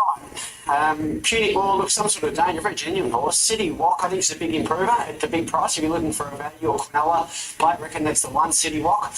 And Jimmy Beans has trialled well enough to be competitive here for sure. And his clear second pick on that market, you're looking at 9513. Let's have a look at what's happening late with the bookies. Mystery and Drama is 130 into $1.28 there. Jimmy Beans is 650 out to 8, back into 750. Piero bid 10.11 back to 10. At longer odds, City Walk in the Gately mix 19 to 21, back into 18 now at 19. Even Gotta Love Sport 81.91 back to $81. So Blinkers first time, another gear tinker for Moody and Common with a nose roll coming off, and she's got a hoof right on the till. Mystery and Drama. Yeah, she certainly does. You know, you'd think she's better than Maiden Road. And some of the full Miranda's very strong as well. Her only, inverted commas fail. She was quickly spelled, and that was at Flemington as a 2-year-old. She was a month or a bit over a month between runs latest too. So I think there's even some added fitness. So if that's the case, just got to go and do it now at the short quote. As we touched on, just attracting a nibble at odds, City Walk. Very lightly raced 5-year-old. Close up its last 2. Yeah, look, I think he's the best roughie in it. I think something would have to go right for Mystery and Drama to not beat him home, but he's a big price. He covered a lot of ground at Warrnambool last time. He kept closing as a 50 to 1 pot. He gets to 1,500. That's another tick, I think. And there's just been a nibble Piero bid everywhere. What's your read on horse 4? It's resuming off a couple of Flemington jump outs, third in the most recent. Yeah, latest trial's quite good. He didn't really fire on David, but ran into a good one in Observer. And then quickly spelled after Pakenham Synthetic when had the tempo again. So there's some talent there. And here's Matt for the third event of the day as we await on Zamparini's Spirit. And also Jimmy Beans, who just adds that little question mark into the race, being a debutante, $7.50, in fact $8 to $6.50 with bookmakers. So couple of to entertain Jimmy Beans. Jimmy Beans going in, and the field is set. Third event on the Sandown Hillside. The odds-on favourite in the famous Yulong Silks, drawn barrier number 1. Starter has them. The button in hand. And racing. Beautiful line two. Jimmy Beans is going to drift out from that outside alley in the small field. Gotta Love Sport began well. Mystery and Drama is going to kick up and lead it. Then came Punic War, Zamperini Spirits, and next on the inside, Piero Bid. Two for the back is City Walk, and Jimmy Beans is last. Mystery and Drama is the leader, but not rushing it, with Gotta Love Sport using plenty of the track on the outside to push up outside of the favourite and eventually lead. So Mystery and Drama got the box seat, and Zamperini Spirit's going to sit up the outside. And they're 2 lengths in front of Punic War and also Piero Bid. A length and a half, Jimmy Beans and City Walk. Zamperini Spirit is going to continue on with it now. So the third leader in the race as they run off the back of the 800. Zamperini Spirit wants it over and done with. It's right up there on the steel and put 5 or 6 lengths in front. I've got to love Sport, Mystery and Drama staying away from the rails. 2 for the back is Punic War, Piero Bid, and then What kind of a joke is that? Zamperini Spirit dashed around the corner of the 500 metres with about a 7-length lead. From in second place, Gotta Love Sport. Now Mystery and Drama. Nolan's given its head, and it's now 6 off Zamperini Spirit and chasing, and then Jimmy Beans. Zamperini Spirit had a decent buffer here. 250 out, still 4 or 5 lengths. Mystery and Drama, Jimmy Beans. Zamperini Spirit starting to paddle now, 100 to go. Mystery and Drama's got it with Jimmy Beans a length and a quarter off the favourite. Mystery and Drama's going to win. Mystery and Drama breaks through. It starts 6 3/4 Jimmy Beans. They were followed by a photo between Punic War and also falling in a wall. Zamperini Spirit with on the outside City What behind them. Gotta Love Sport and Piero Bid. 9-3-2. Mystery and Drama. Well, it was just thrown a little bit of a curveball with Zamperini Spirit dashing off there at about the 800 metres. And Nolan didn't panic, but just started to get motivated about the 500 metres. Has woken up Mystery and Drama, who has won well in the end. So the 9 won. 3 came in second, which was the right odd. 9-3. Then 2. That was bad move on 2. It was being raved. And that happened. And these people, they have management issues. We will go to the next 1300.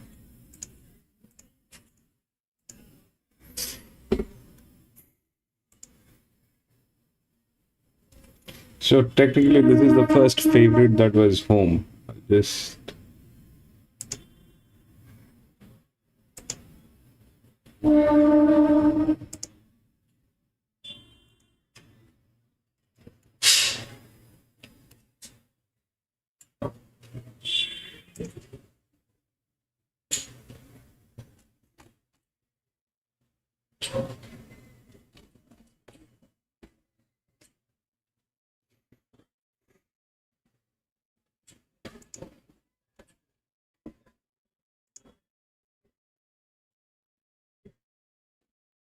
huge scratching. 4, 5, 7, 11 and 13. 4, 5, 7, 11 and 13. Not there. 9, 3, 6, 8.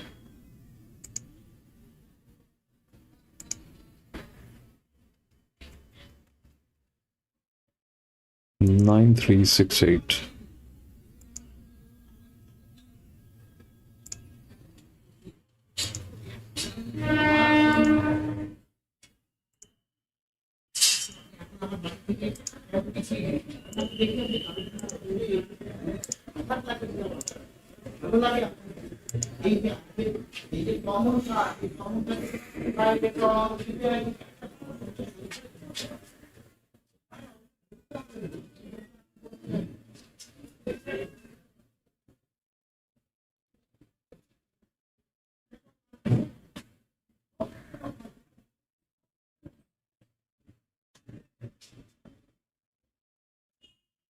So this is a set weight, all right?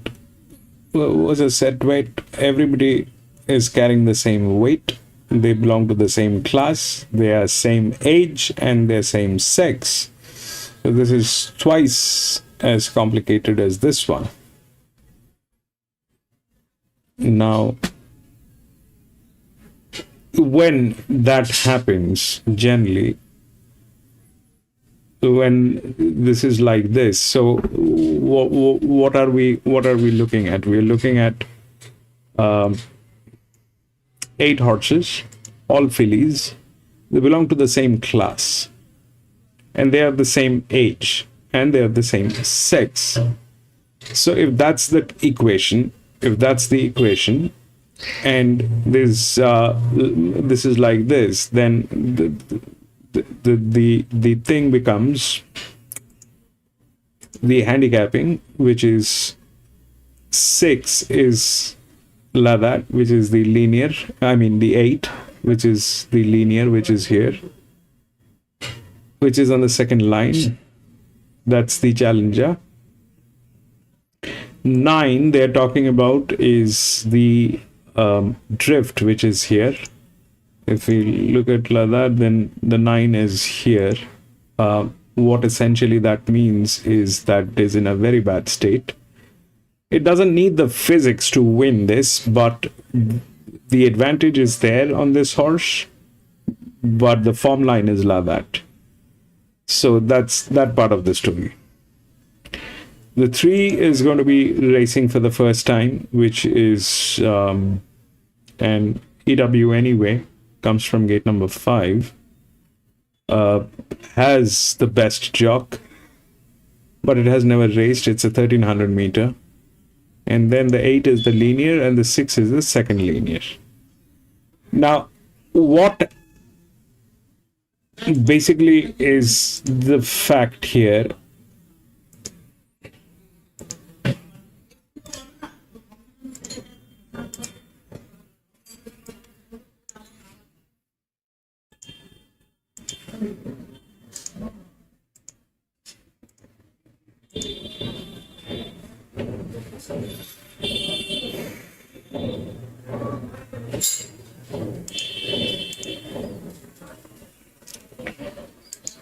So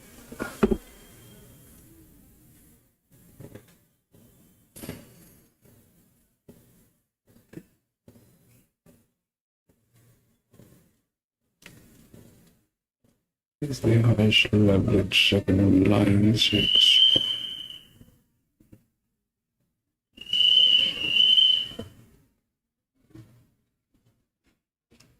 One, 4.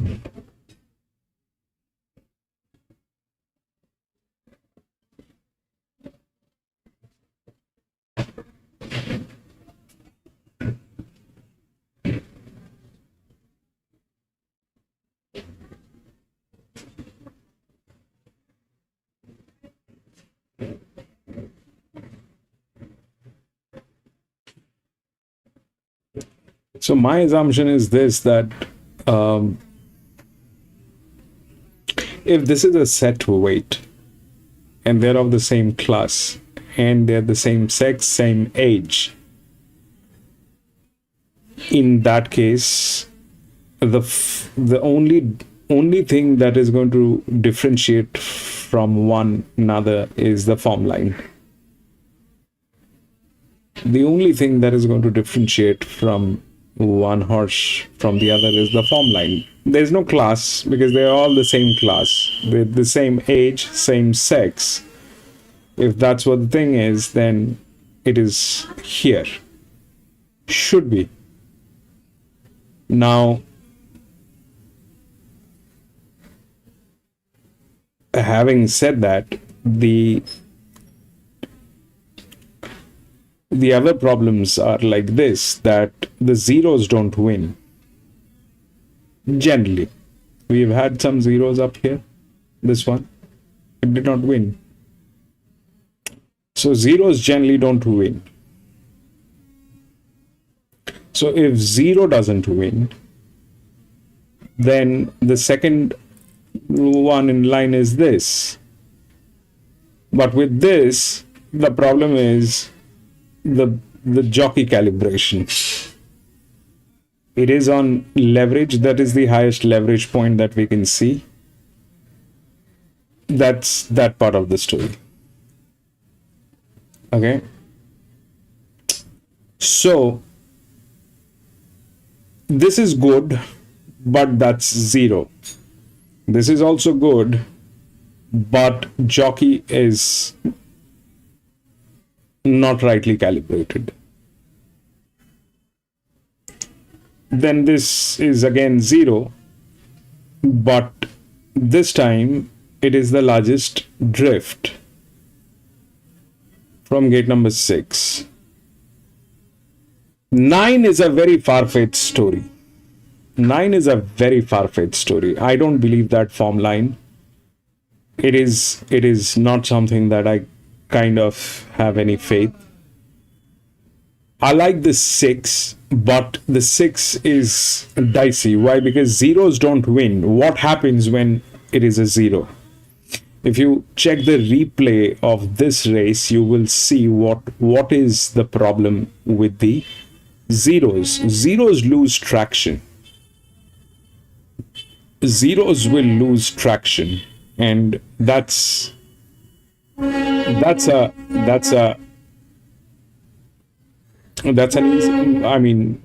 serious issue. 0 here will lose traction. We have no clue about these two horses, but this is from gate number 5. It is an EW with a good jock.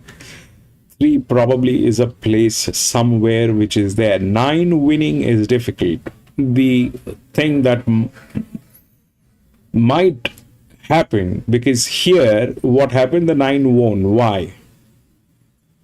The 9 won, the 3 actually worked. Why that happened is because the arrangement was like that. The 9 did not have a straight competitor. All right. The 5 was dicey because of their management. The 2 was the highest class, but on the third line, and the jock was misaligned. So he tried to rave that horse like nobody's business, and finally it gave up.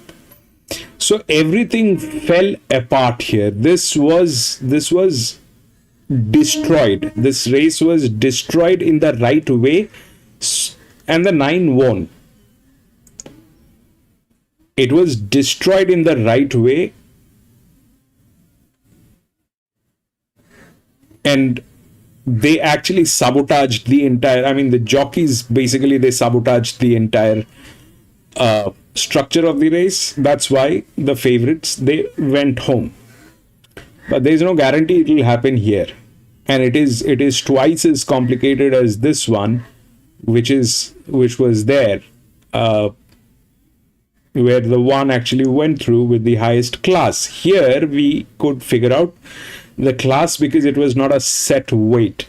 Here it is a set weight and there's no class.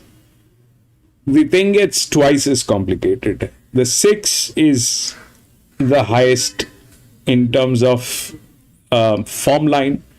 My assumption is this, that if they have the same class, they have the same sex and same age, then either of the two things will click. One is the form line, second is the pressure that they're carrying. Now, for that matter, the 9 is the right odd. If that's the scene that the pressure is going to talk, if they are, which generally is the scene when it is a all filly. But it is just not all fillies. It is also a set weight. So here it was all fillies, and the one went through with a low pressure. The 4 did not have the form line. The 4 actually had the form line, but it did not do anything because of the class. Here that went through. Okay, so this is very difficult to assume what will happen here. I don't know what will happen here, honestly. I don't know. My assumption is this, that there are two ways of looking at it. If it is like same class, same age, same sex, there are two ways things can happen. One is through the form line. The other thing is the pressure that is happening on these horses. through which 9 is the right odd because 2 is from a very wide gate.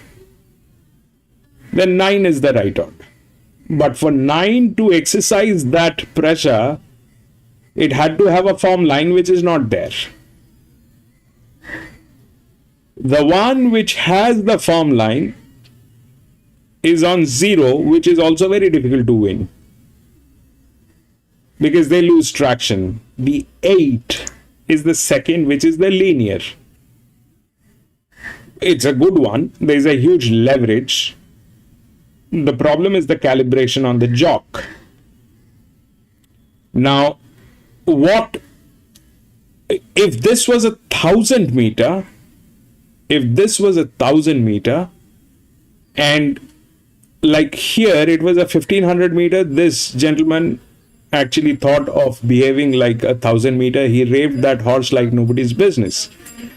But that strategy could have worked here if this was 1,000 meter. It is still 1,300 meter.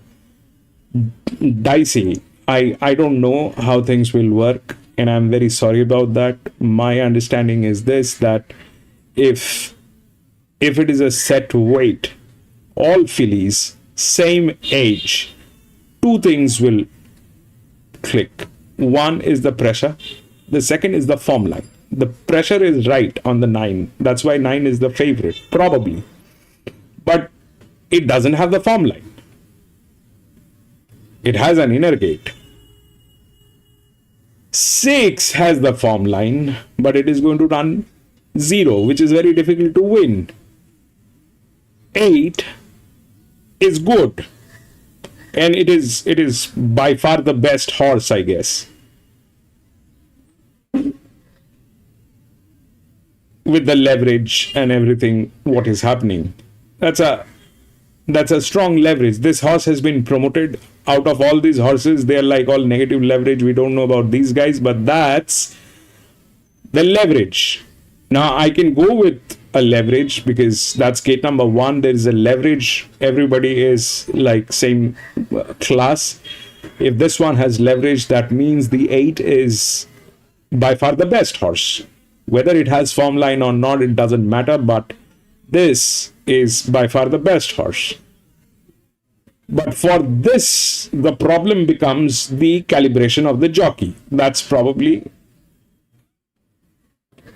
not the right calibration. If this is 28 and this is 31, with that leverage, it might not. It's not a clear go. If this guy falls behind, it will be very difficult for him to bring this horse back into the sequence. It will be very difficult for this guy to bring it back to the sequence. The horse itself is a fantastic horse. The problem is the jock. Rest everything is a question of chance. This one is there again as 0, but this time it becomes a drift. For a drift, that's good. For a linear, that's bad. If this is a linear, that is bad. For a drift, this is good. It has to be anywhere between if this is like within 1,500, it has to be anywhere between 10 to 15%, but it is below that. It is at 0, which is good, but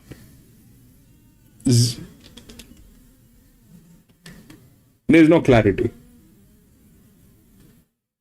There is no clarity. And again, things are, this is twice as complicated as this one. This one was still a little better why we had the classification of the class. We knew that this 5-year-old mare is a class. It may not have a form line, but that's a class. I was out. I do not get into these kind of situations.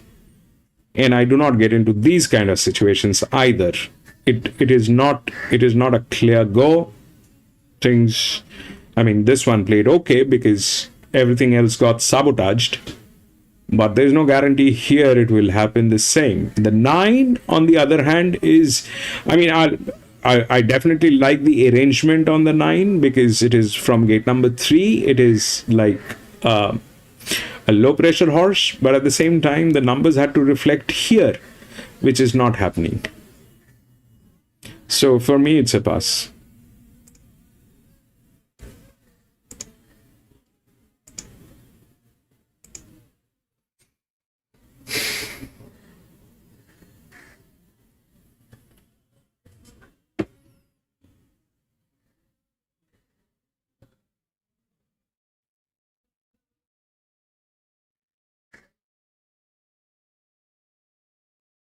Which one? 41. God knows.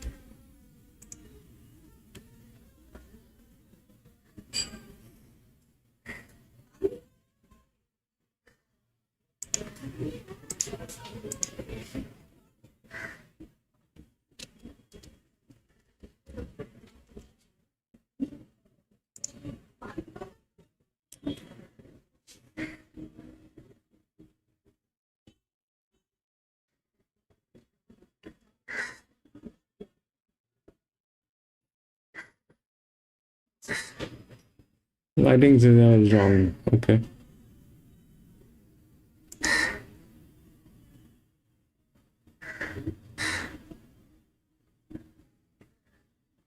This is a very bad recipe. Okay, this is a very bad recipe. It doesn't work. It doesn't work on its own. Now we have this side. It doesn't work here if it is like that, and now we have the other side to take care of.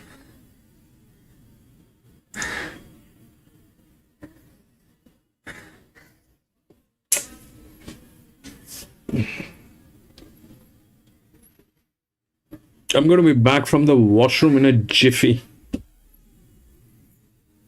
We're showing Kensington. I'll put Kensington on.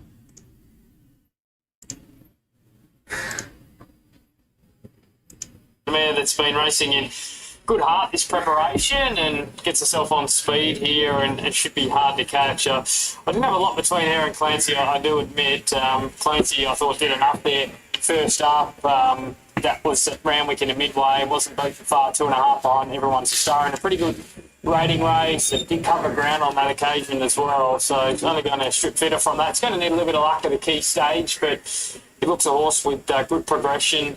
3, Monty Kate, thrown in third pick, a horse that a little bit disappointing there first up, and did win a midway Gosford last preparation all the same, so certainly better than we saw there fresh, and can improve with second up. And One Cool Summer, he would have appreciated that track to stay in the heavy range, but he's had a nice little to-go trial first up today, and doesn't have the best first up stats, but he's got good Kensington stats and he loves wet ground. So 6, 8, 3 and 1 looks a 2-horse race between the top two. I think there's a lot between them. I think runs in transit will be key because Ellipsis will get forward, and I think Clancy's going to be back a little bit, but if he gets on the right back of a horse, it's going to be really hard to run down.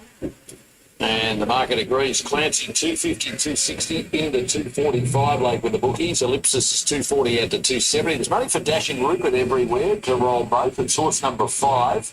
Ran 5th on the main track here last time out. 850 into 750 for Tim Clark and the Archibalds. Just to read Dashing Rupert. Well, he comes out of a good race behind Cross Tasman last time. That horse gone to Saturday grade and bolted him since and looks a stakes horse. So it was well beaten there, but we've seen off the press come out of that and run well since. The form out of it stacking up nicely. And just our favourite on the Kensington track prior to that here behind Frontex and wasn't too far away. So, look, he's a fully on the still got a bit of upside and comes here 3 weeks between runs, getting back onto the Kenzo track. Late with the bookies, a couple of others are firming, in particular Brutalina, number 7, $16 into $9.50 for Tyler Schiller. 6 in a Saturday race first up, 1 second up last campaign. Yeah, did so, and she's got a decent finish on her day. She just a little bit disappointing there, fresh, but put back-to-back wins on the board last campaign, including beating some handy types at Pakenham on the synthetic against Sandown. So, look, 1,200 is the right distance for her. Well, popular Brutalina and Monty Kate at longer odds. Robert at mid price 31.41 is back into 26. For the 6 is Luke. In favourite. Okay, I'm back. Ahead of Ellipsis at 280, so 250 Clancy the favourite here. Light is on, they're set, and they're racing. Clancy jumped away fairly. Ellipsis began well, gets a positive ride. It's breaking out of the pack to try and lead. Monty Kate comes across with it, just behind Fangela, Brutalina, followed by Dashing Rupert. Huon, Clancy's in an awkward spot. He's 3 wide at the back. Around Cruel Summer and Russians Arena. Ellipsis led, going off the back section of the course. Heading out to the 800 metres, a half length on Monty Kate and Fangela. Then Brutalina. Dashing Rupert, Huon, Clancy on the outside. Cruel Summer and Russians Arena. At the 600 now. Those are bad recipes, Stretch. Those are bad recipes. I mean, looking at Kensington right now, I feel like I should have gotten into Kensington today. But I did not have the courage. It was the ground reading was heavy 9, 10, something on those lines. Clancy's got to the outside running on. It's Monty Kate. 150 to go from Ellipsis. Clancy's still coming. Monty Kate leads. Clancy's running on well. He's going to get close. Monty Kate, Clancy over the top. Gets Monty Kate on the line. Photo third. Huon and Ellipsis. Then Fangela. Rupert. Then Can you believe that? Cruel Summer and Russians Arena. Over the top, Clancy, right down the outskirts of the track for Ronnie Quinton and Josh Parr, who collects a double. Storms over the top of Monty Case, who told you pre-race respect to do something, and that it did. 2 looks prominent for third, Huon. 6 is right there with it, Ellipsis. Storming win to Clancy, who's now won 2 of 4, Dobo. Nice win. He's a pretty Definitely not heavy now. But it was very heavy when I was preparing the races. So I... She looked home for all money and just Clancy got there in the last few strides. Huon not far away. No, it's just a bit disappointing. May well be 8, 3, 2 and 6. We'll confirm that third number on screen for you. After the running of race number 6, there's one run.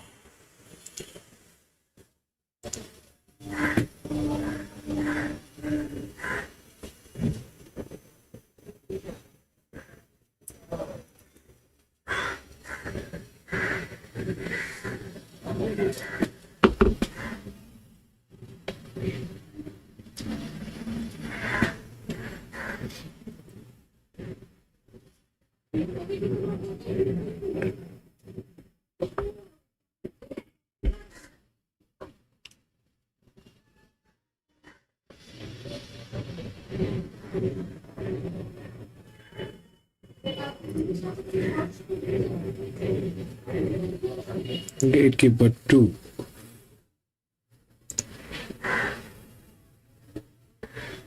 It's still in a better position than 9, but the gate is very wide.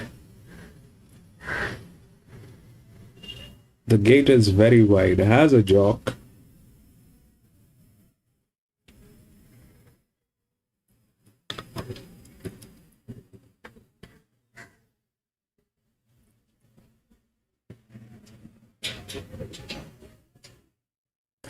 Actually, the Brits are very good at this. Let's see what the Brits... There is a thing that they do which is called FF, which is fast forward. Let's see if we can get the fast forward on this. They have these kind of... I'll explain.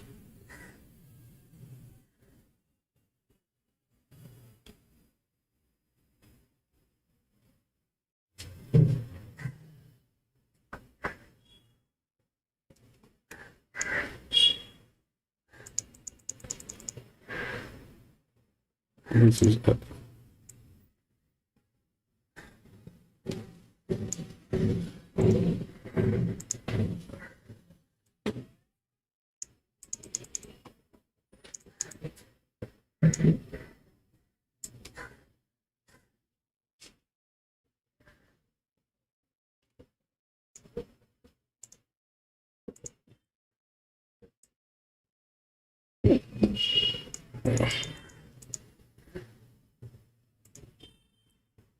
So the FF basically is this, that how the FF plays. So if you follow the British racing, what they have in UK is this, that there's a system for them to be able to bet on a horse after the race has started. So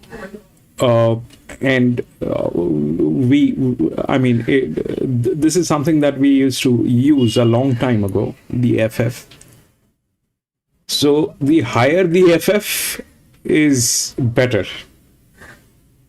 It is fast forward. What basically it means is this, that a horse will have a better stability after the race starts.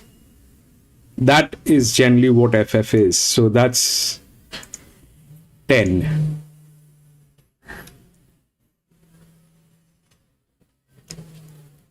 That is what the British racing is all about. Okay.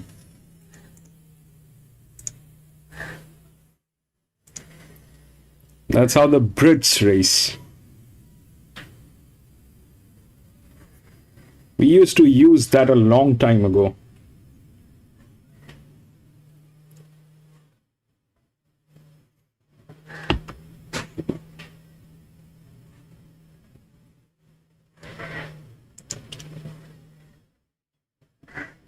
There, we're going to concentrate on race number 4 from Mornington. And this is for 3-year-old fillies at maiden grade, and it's over the 1,300 metres. And Sassy Dora is your best value play here, Gator, as she resumes off a jump-out win. Yeah, she led all the way in set heat and looked pretty good to my eye. I thought the debut was good. She gave a great sight, beaten by Brilliant Horizon. That horse then tested Ishmaeli, a recent city winner in Sydney, and a pretty smart customer, I think. So a lot to like. Obviously, Go 1 would have looked better around Mornington than Hillside, but I think they'll be right on speed, give a strong kick, and hopefully be difficult to run down. I'm happy that, as you've referenced, there's been a nibble for her, 18-6. So I think she can give us, as I say, a great sight. Irreverence ran home hard in her trial, and she looks good to win. There's plenty of wins in her, I think. She was three lengths off a horse called Regal. 6 is now the favourite. That horse won a race at Caulfield by 7 and placed in a Carbine Club Stakes. A very talented animal, that one. 6 is this one, but that's going to run 0. But had excuses. She's tried real on either side of that. And get on it. Perhaps a pick at the newcomers. She's next, 8693. Look at what's happening late with the bookies, and Irreverent is the favourite, and $3.80 into $2.90. Gator's top pick, or his second pick, has been the subject of good interest. Get On has as well, number 3, which is $4.40 into $3.60. Late Saffron goes $3.30 out to $4.20. Sassy Dora went up shorter with bookies. Did 15 minutes ago, 5 out to $6.50. Divine Bellini is $17 into $15. And for Real Thrills, Wild Roses Grow, $41.61 into $31, back to $41. Chief support with Irreverent as it returns from a break. It's one of 3 first uppers. We've got a couple of debutants as well, so some fresh horses here, Gator.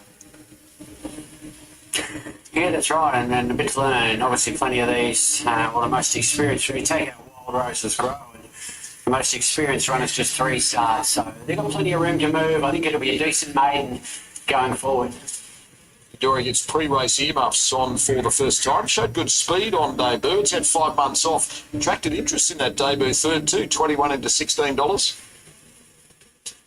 Yeah, I noted that. There was a push for her off some nice trials, and so she gave a bit of a size, a bit of an on-pace race around Cranbourne, but she set a strong speed, soft 6 track, and held on for third. I mentioned the form around the winner, but Brilliant Horizon through Ishmaeli. It's strong form for any maiden, and look, I don't think she's a lot already stretch in this field, but I think she's over the odds.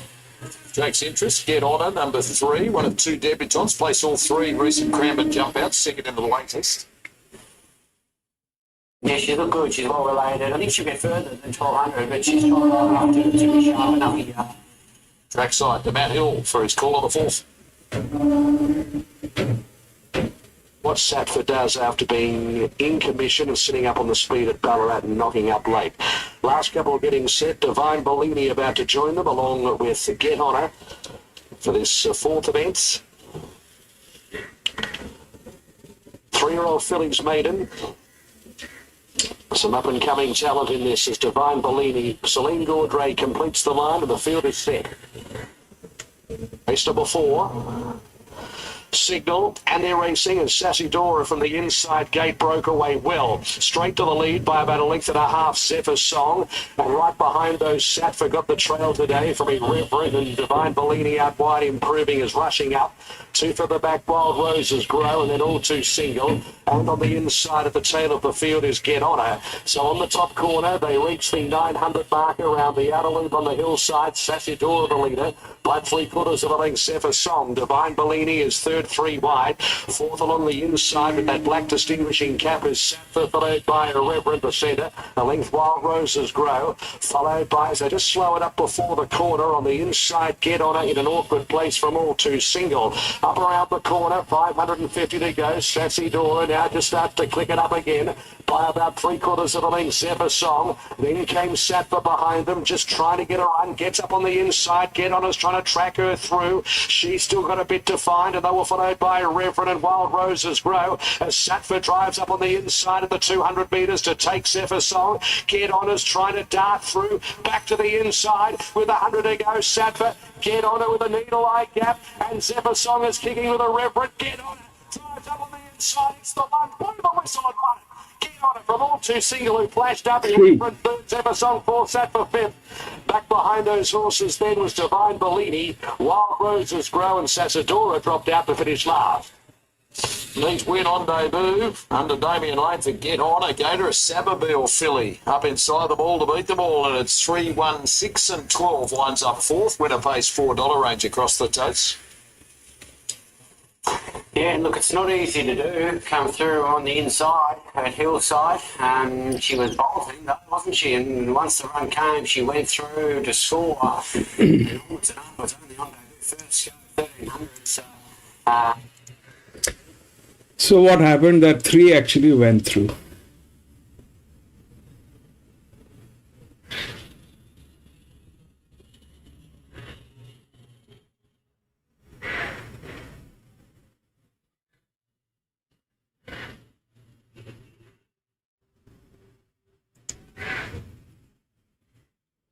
Three, 1, 6 and 12. 3, 1, 6. Couldn't win. And then 12.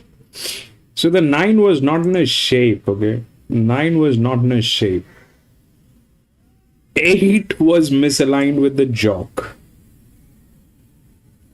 6 was 0. They don't win generally.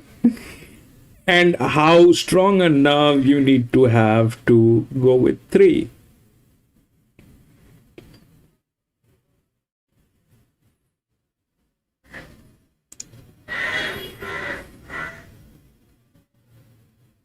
But that is what generally that's the thing. Generally that's the thing. But it's good that we had one of these races today. The set weight.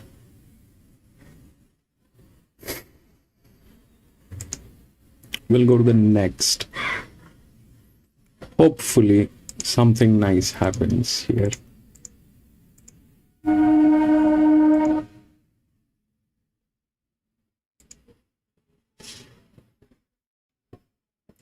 Three and 5 has been scratched from 5. So 3 is gone.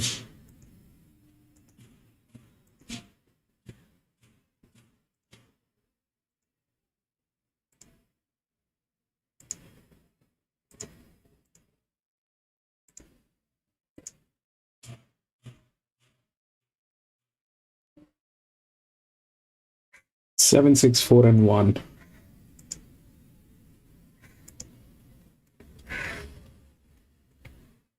7, 6, 4 and 1.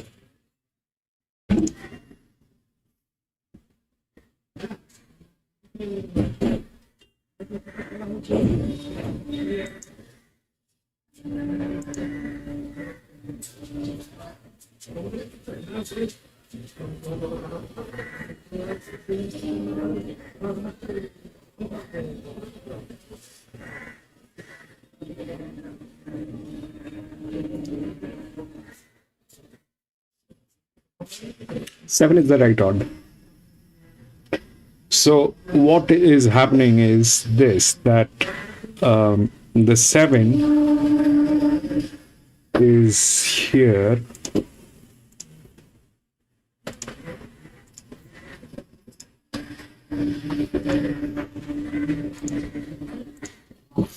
So what is happening is the 7 is like that, all right? It may not be of the same class, but here is the thing. What's happening is it is a very heavyweight horse, okay? Well, let's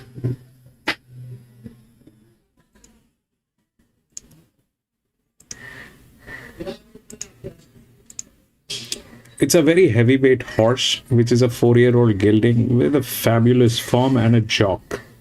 The nearest one which can actually do some damage to this guy is the 4. But the 4 is has 2 problems. One, it is going to run neutral. And the second thing is the jock has never raced here. So that is not working somehow when even that 2 here, that did not work. So the jock has never raced here. So this probably is going to be difficult. But and this one is very wide, this one is very wide, this one is a 6-year-old gelding. So 7 has the arrangement. 7 has the right arrangement. The other thing is, this is not a handicapped race, okay? This is not a handicapped race. There's no handicapping on this race. So the only little bit of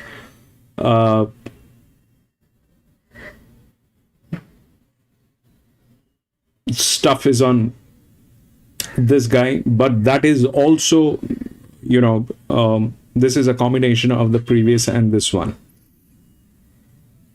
So that apart from that, nobody else is handicapped. Nobody else is handicapped. So what might happen? This is a benchmark 66. 7 is the right odd. That's the low pressure, and that's where it stands with the body weight, jock, everything is right. We'll get the right jocks also. This is the other one. And then those are like that. So if that's gate number 5, then it probably will rise. And if it rises, then it rises with this and class, probably. So that is the closest one, but the jockey has never raced here. So whether or not it will be able to do something good, that's a dicey question. 6 is the second one, which is here, which is a drift at 5%, which is okay. That is how it is supposed to be. It's a 1300 meter. And the highest pressure line is on this guy, which is from gate number 7. But not doing well. This is the second in line. And then comes these two in the third line, where this one has class above. So 3,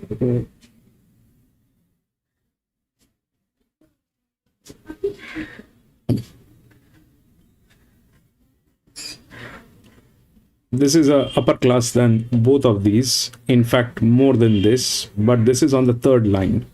It's a 6-year-old gelding. Okay, the pressure drops here. The question is, which one is in between? If there is one in between, which one is that? The 6 is definitely not doing good, but maybe with the given circumstances, because the 4 doesn't have a jock, so maybe so it'll rise. So maybe 7-6, then it drops to 2 and then comes back to 4. Maybe 7-6, 2 and 4, but 7 is the right odd. 7 should win.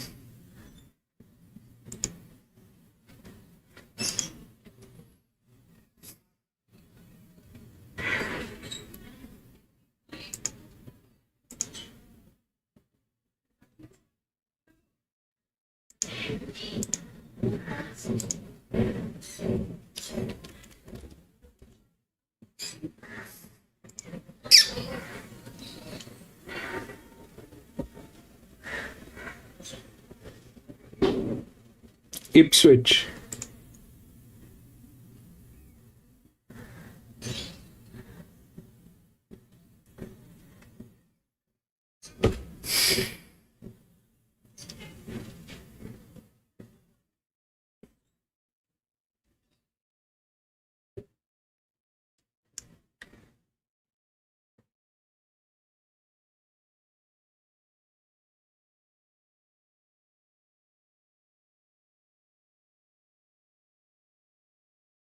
What can go wrong?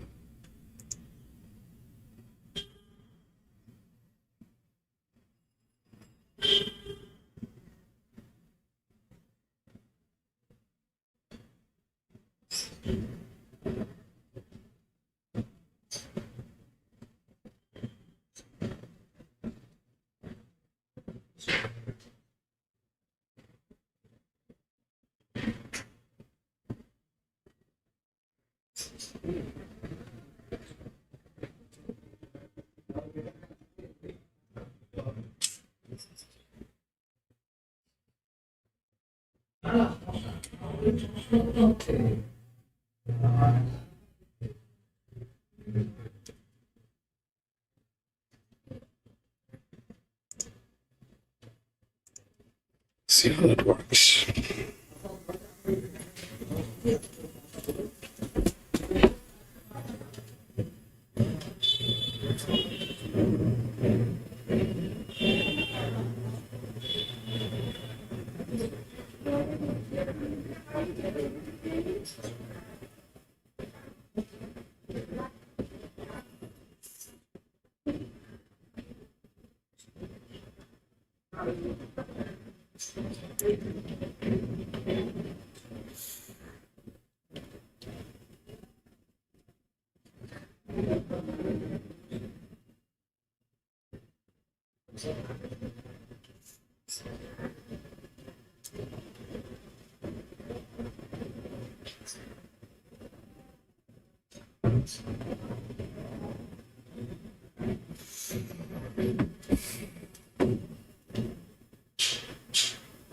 Stretch 1, 4, 6, 7. Yeah, those are the right odds. One, I don't know, from gate number 7 will win.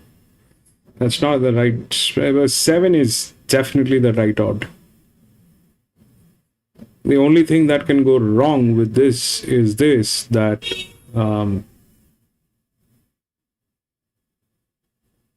If the 7 says, no, it's a Wednesday, I don't run. I don't race on Wednesdays. If that's what the 7 has in mind, that's when it goes wrong. But apart from that, it is the right arrangement for 7. It is not like these races. These were very unclear, very, very difficult propositions. This is not. This is a clear one. The class is definitely an issue, but where the class is, then there is a performance issue. Here it is a jockey issue. Here it is definitely the form line. But that 2 probably is there in between. I think for a benchmark 66 over a 1300 meter, the 7, gate number 7 might be a little too wide for that. What might happen is if the 4 doesn't, if the 4, the jockey is not from here. So if the jock doesn't behave properly, then it gets knocked out by 2. My assumption is it is going to be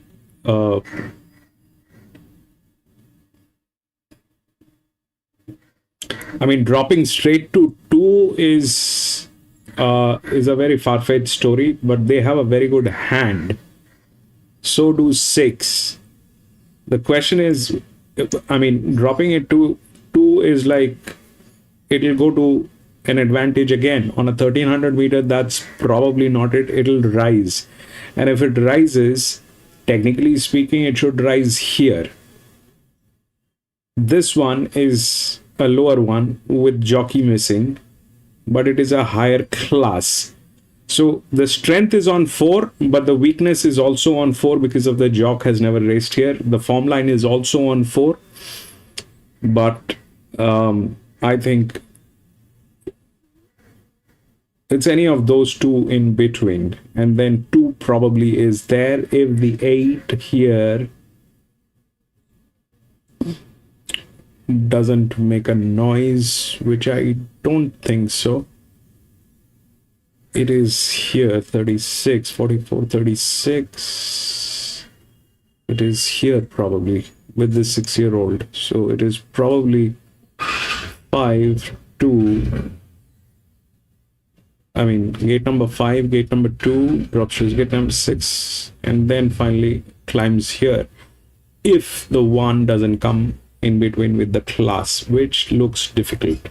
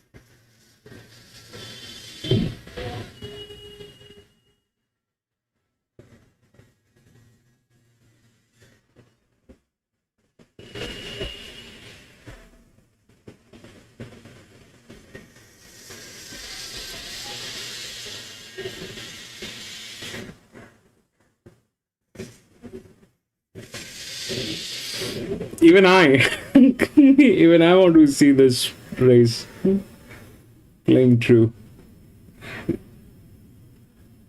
This is probably the first one today that has a clear lighting. This probably has the first one which has a clear lighting.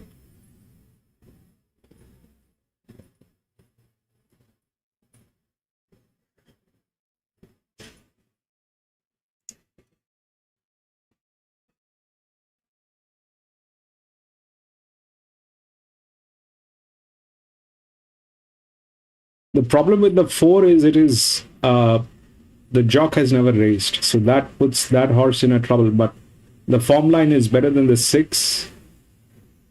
The class is better than the 6. So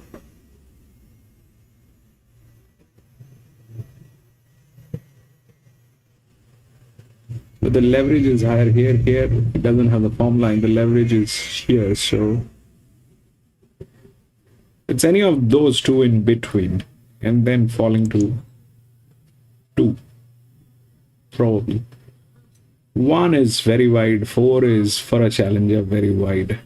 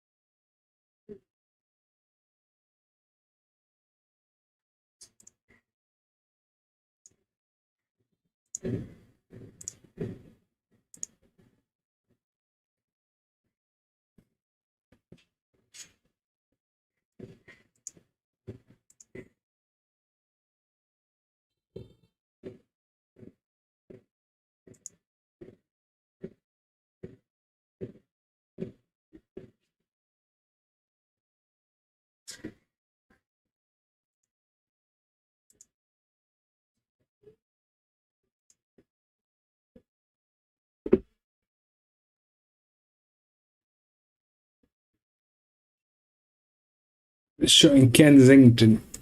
Good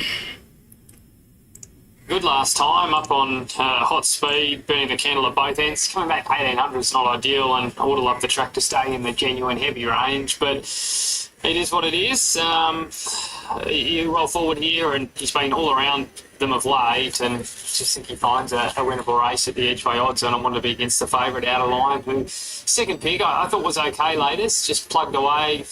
There, it was a good win prior, but the latest at Warwick Farm was just fair. Maybe stepping up to 1800 is going to suit her now, though, all the same.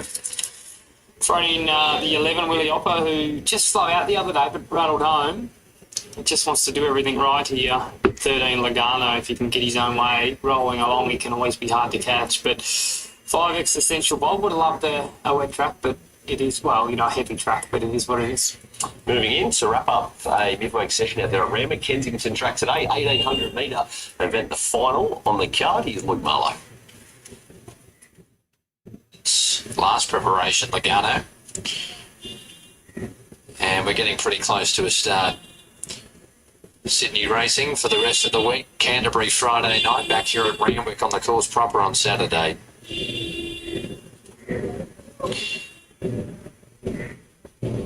Ready now for race 7.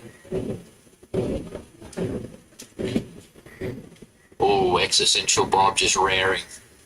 Like right on. They're off. Logano flew out of the stalls, and he's going to rocket to the front early. Leads very comfortably. Oh, he jumped a shadow there as well. Led by 2. Going to second was out of line. Mirror Impact pretty close. Third, the inside of Willie Opera in a great spot. Behind those, Highborn Harry, Existential Bob a bit wide mid-race. Then came Mo Passant and Diamond Show is last. Logano runs into the back straight and he leads by 3/4 of a length on the favourite out of line. One away third was Mirror Impact from Willie Opera, and Existential Bob continues to track around them. Followed by Highborn Harry, Mo Passant and Diamond Show is last. Logano through the middle stages of the race. He's at the 1100 now and he's out by 1. No change to the order here. Out of line in second spot. Impact continues to trail in third, and now Existential Bob gets going. It's going to rip around the outside here and take over. So Existential Bob. It's something that we'll see. Draws a half, 3/4 in front from Logano and out of line. They're doing that. Show, even at Flemington, they're and Mirror Impact. So they're coming up to the home turn. Still Existential Bob in front. Logano getting crowded up on the inside there. Out of line, tracks into it. So too does Diamond Show. They're on the home turn. Existential Bob leads by 1. Logano out of line. Out of line. Now Willie Opper gets a split. He's starting to run on. Early in the straight. Existential Bob the leader. Out of line trying to chip into the margin. Then Willie Opper and Highborn Harry is on the outside fence and running home. Willie Opper's hit the lead. He draws about a neck in front of out of line, Highborn Harry. Willie Opper's in front, 100 metres to go. Out of line, Highborn Harry sick on, but Willie Opper's too good, wins it from a photo. Out of line, I fancy second, and O's in front of Highborn Harry. 11, 10, 14. Impact, Existential Bob, Logano, Diamond Show, and last in was Maupassant. So it's Willie Opper. The money was strong in the support the last 30 minutes or so. It's something but a J-Mac little got to the more outside. Ray visible Davidson ended up being pretty dominant there at the end. Yeah, he's always been able to reel off a sectional, this horse, just getting him close enough to the action, and J-Mac was able to do that today, and he took care of the rest.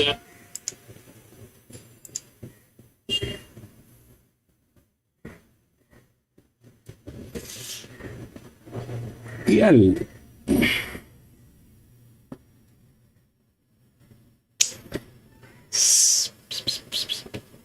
The bigger tracks are see the thing in last 2 years, what has changed,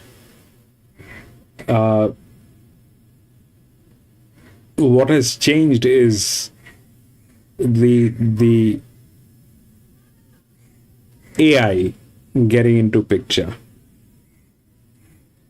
So now everybody is trying through AI to get the races.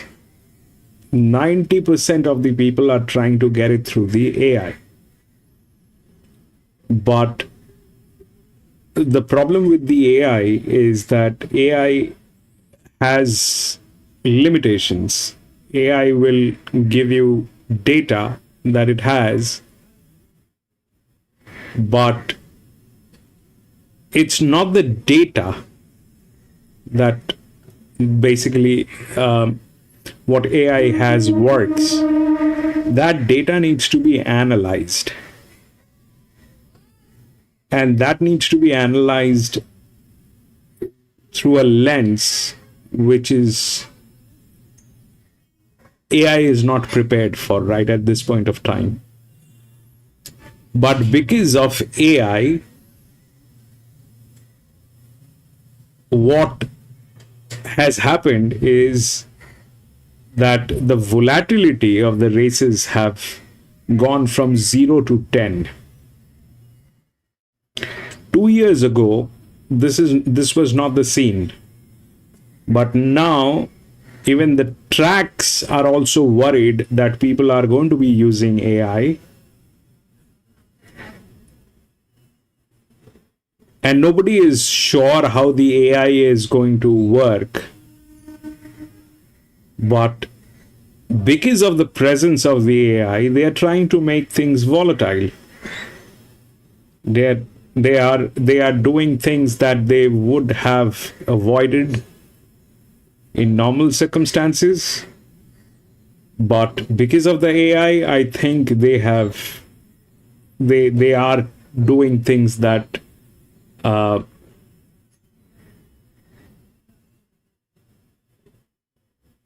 there now, and that's quite visible. That's quite visible with the kind of horses that they're getting in. The tracks that used to be very good has gone upside down. Plus, what is very visible is how the jockeys are getting calibrated.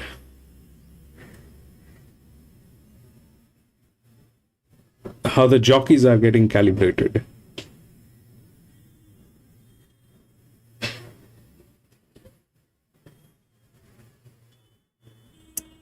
That I don't know. I mean, whether they do that or not. But yes, you're right. There's the risk factor has gone high. The risk factor has gone very high in last 2 years because of the uncertainty of a lot of factors that were not present 2 years ago. But now they're there, which is a good thing in a way, because what this will do is I mean, if God is not killing you, he is probably making you stronger. That's what I believe. And with the current scenario, if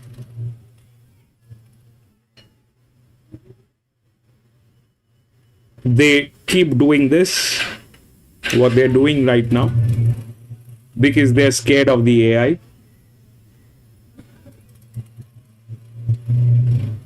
the analytics part of this is going to be easier. The large syndicates will cash in.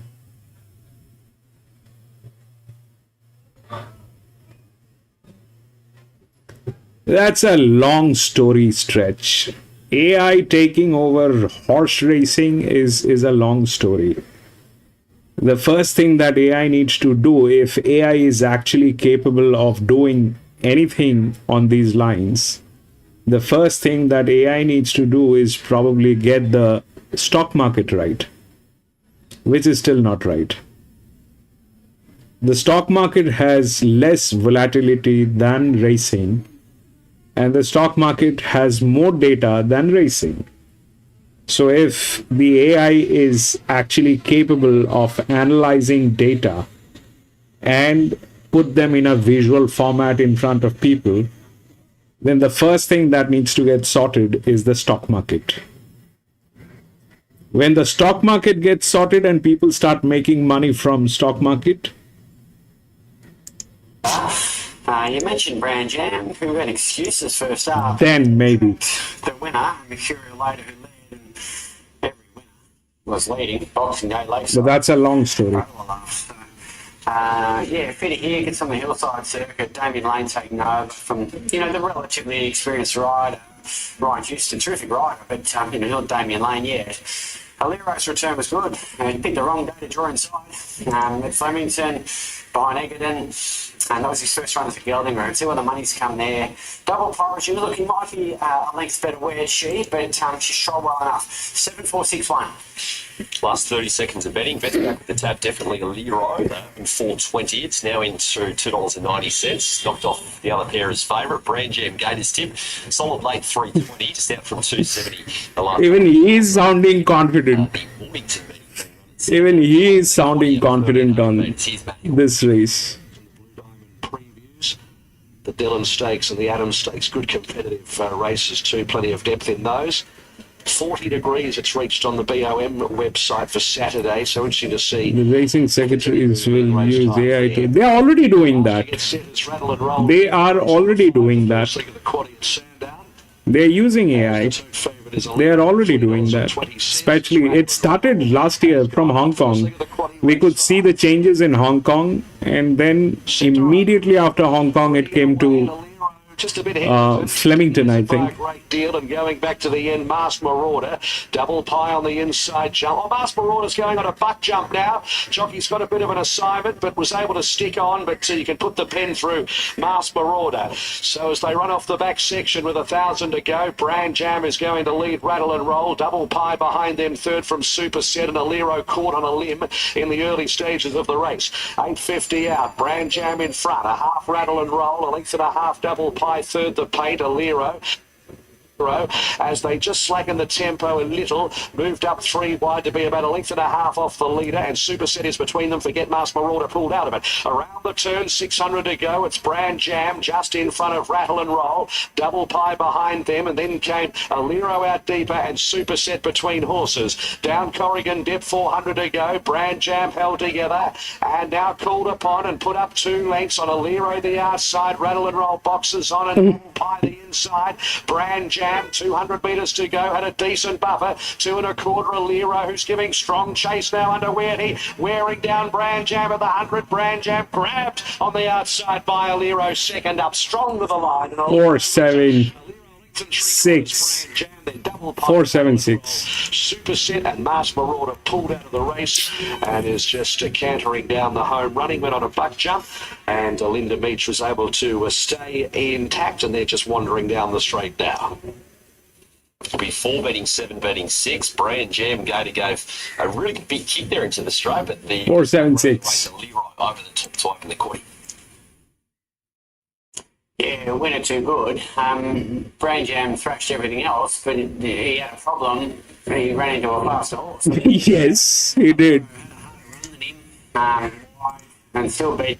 So what happened here is this, that the 4 did not have a jockey, but they were the best horses, okay? Now, what went wrong with 7 is this guy thinking that he can rave this horse, and he raved it all through 1300 meter, and it gave up on gas.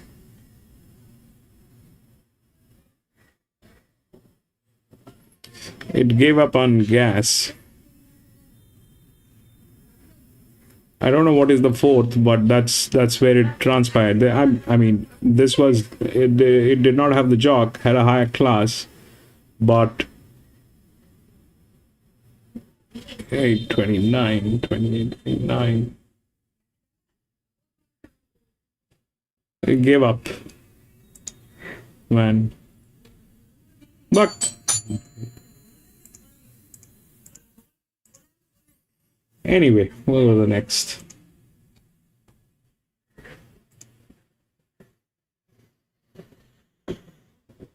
Six and 8 has been scratched. 2, 5, 7, 3.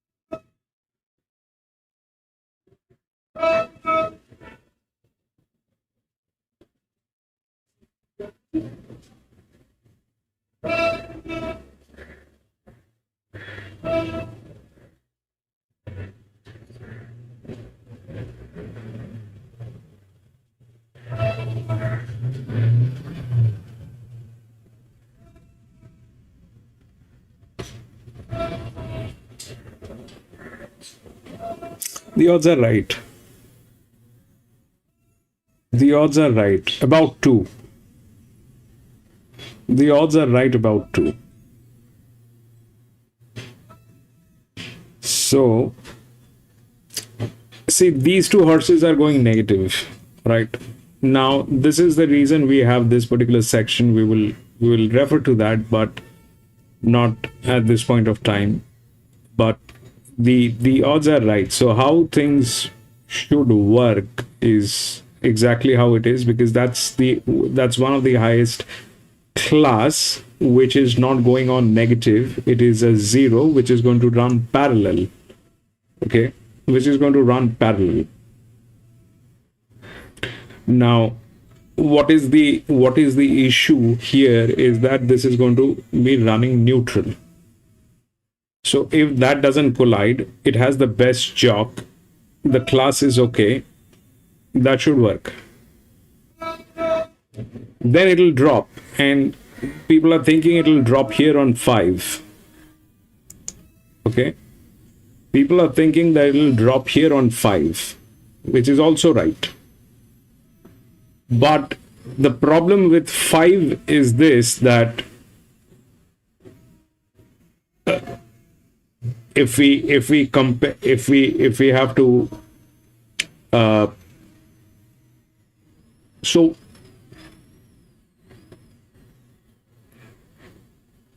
the issue is here about 5. It'll drop, but it'll drop to 5, or it'll drop to 9, or it'll drop to 1 is uncertain. That is uncertain. 2 is the right odd with the class, and it's a 1300 meter. This one, what happened here is there was no pressure on these horses. Okay, if you look at, this was a 1300 meter benchmark 66, no pressure line. Here it becomes a pressure line. So here the 4 went through, which was very embarrassing. Why and how it went through? The first mistake that happened with 7 is this, that he raved it. He shouldn't have raved it. This could have won easily. You did not have to rave this horse. But he raved it, it went out of breath. And the 4 at the last moment got through. Even after the jock was not present there. 6 was not in the game of the first 2, but 6 got there with the leverage. 1, probably, I don't know. It's out here. We'll get to know what happened. But the problem was the riding, the mistake that this guy did. Here we have the best jock. The problem is it is a neutral, but it is a very high class. So the odds are right. Odds are not wrong. How it should fall and where it should fall is a thing that is difficult to understand from here, because the fives generally, I mean, the zeros generally lose traction. If the zero loses traction, in that case, probably it will not be the second one. In that case, the 9 comes into picture, which is a low pressure, and the 1, which is the highest class in this race, doesn't have a form line, comes into picture. It is exactly like this horse, okay? So that is something that will come into picture. But that's very wide. This is also very wide. This is the right gate, right arrangement, but being a 0 gives me a very uncomfortable thing, so I don't know whether the 5 is the second one, but the 2 is the right one. The challenge with the 2 is it is going to run neutral, has a good jock, has the class. So you will see how that works.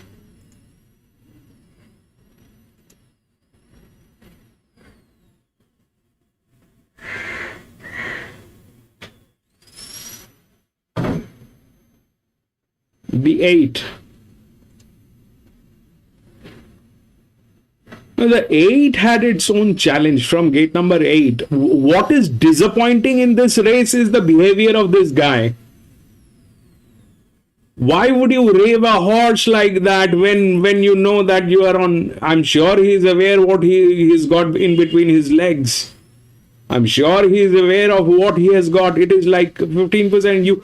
You bring it to the last 400 and then you press the button, it will do the job. Why do you have to, rave it from the gate and rave it like crazy?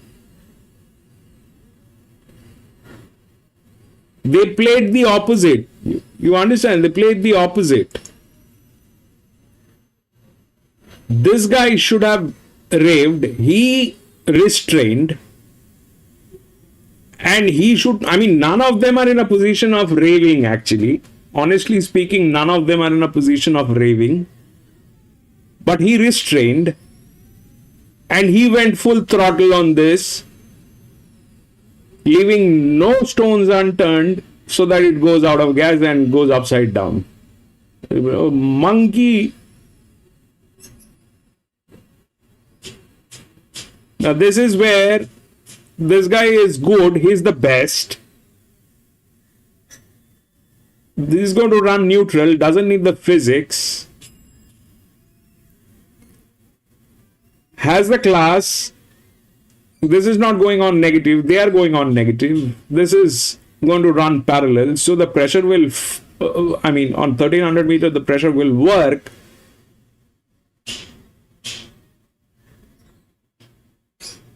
But whether it will fall on 5 is something I don't know. Ideally, the odds are right. It should fall here because this is a challenger. This is a little high pressure, but it is still okay at 20% where it is supposed to be. All right. It is also okay at 20% where it is supposed to be. But whether the 5 is going to deliver the second position is dicey.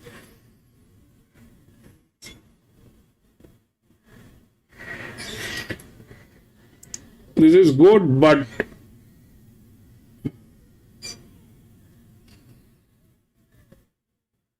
gate is wide. That's where it is dropping here. And that opens up the 1.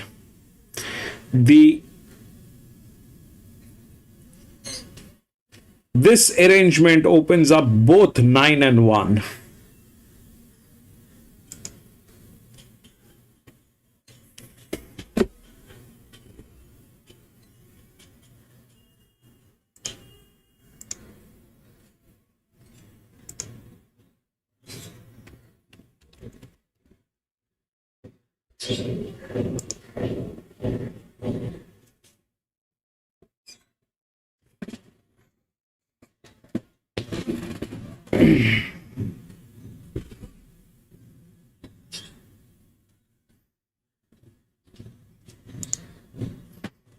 That was a complete monkey business on this guy. Who was this guy? I don't know. But he He just nailed this horse on the wall. It had the body weight, it had the form line, it had the advantage, raving. Why would you rave that horse? For what joy?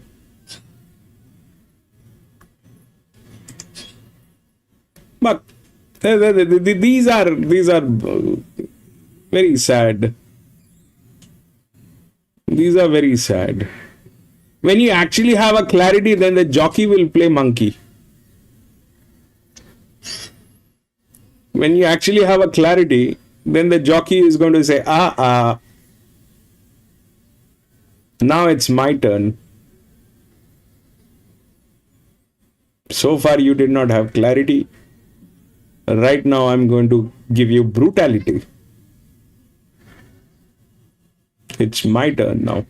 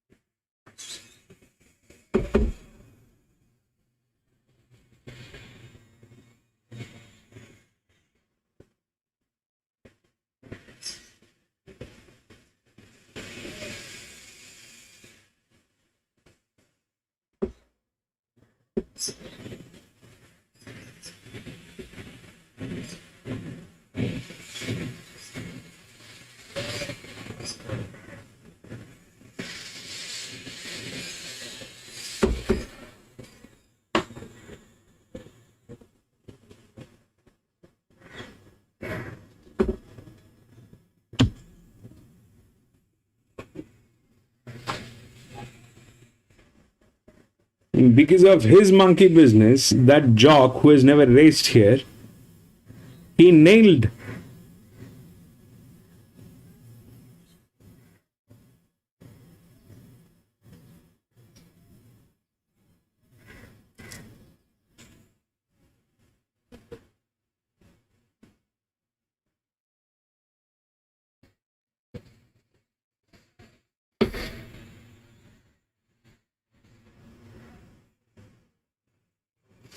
I'm going to be back from the washroom in a jiffy.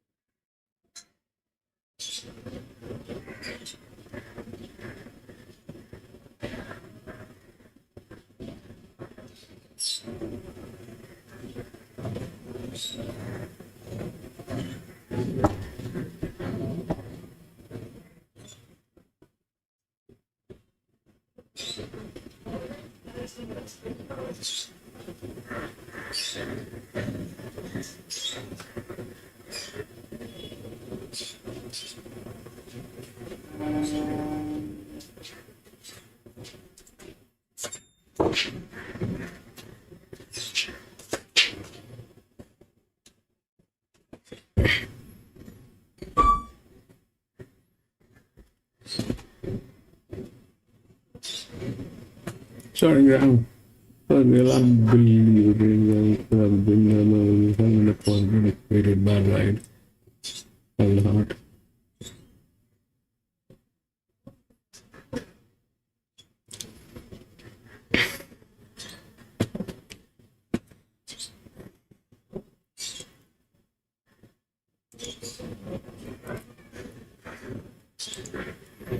This track is like that, bro. This track, the jockey makes one mistake here at Sandown, there's no looking back. If the jockey makes one mistake, this is a very unforgiving place. I can't believe he actually did that. I can't believe he actually did that. He actually raved that horse. From the gates. Brilliant.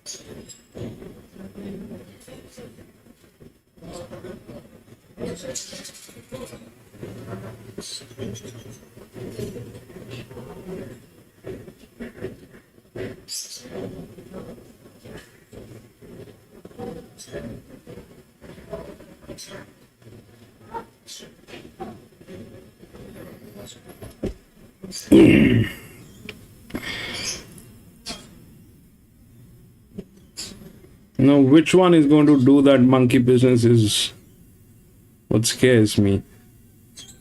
So the 0 is where the problem is. The 5 is the right odd. Okay, 2 and 5 is the right odd because it'll fall.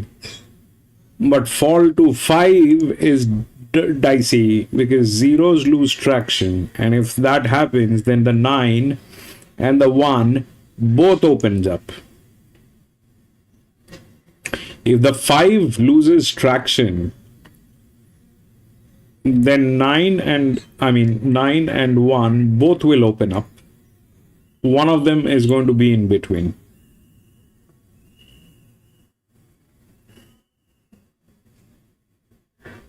But they're very wide.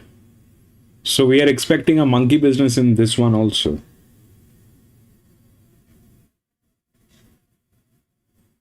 I just hope the 2 gets home. The problem with the 2 is it is going to run neutral. These are negatives. This is running parallel.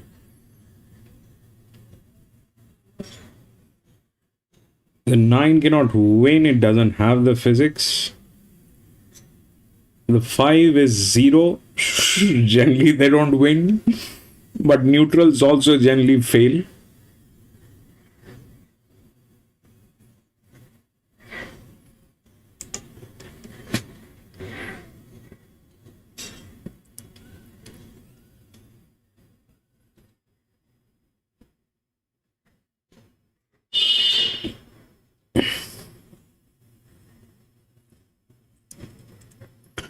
Sandown actually, what I think, Stretch, is this, that Sandown I have seen playing very good. Can't complain. Sandown playing very good. But for that, couple of things were there, which is not here today.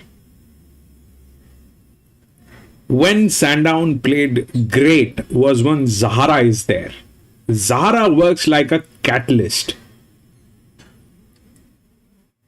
If Zahara is present in Sandown, then it is good.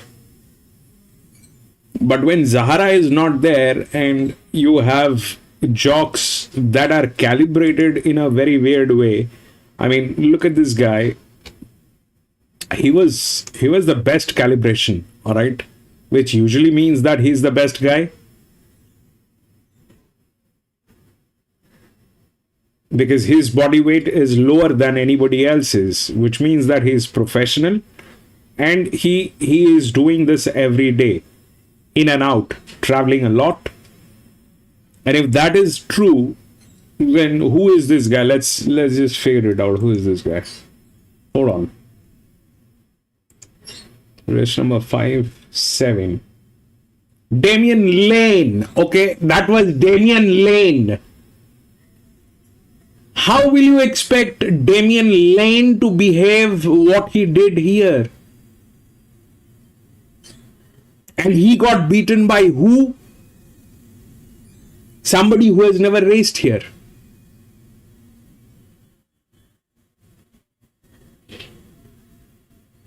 Because of his decisions.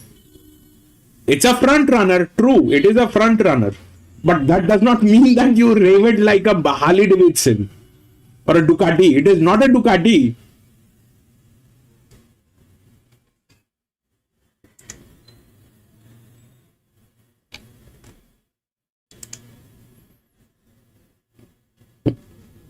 And now we have this genius here. Who is this? Let's see. 5. This is race 6. Again Damian Lane. Again Damian Lane. This is again Damian Lane. If this time he puts this thing upside down, man.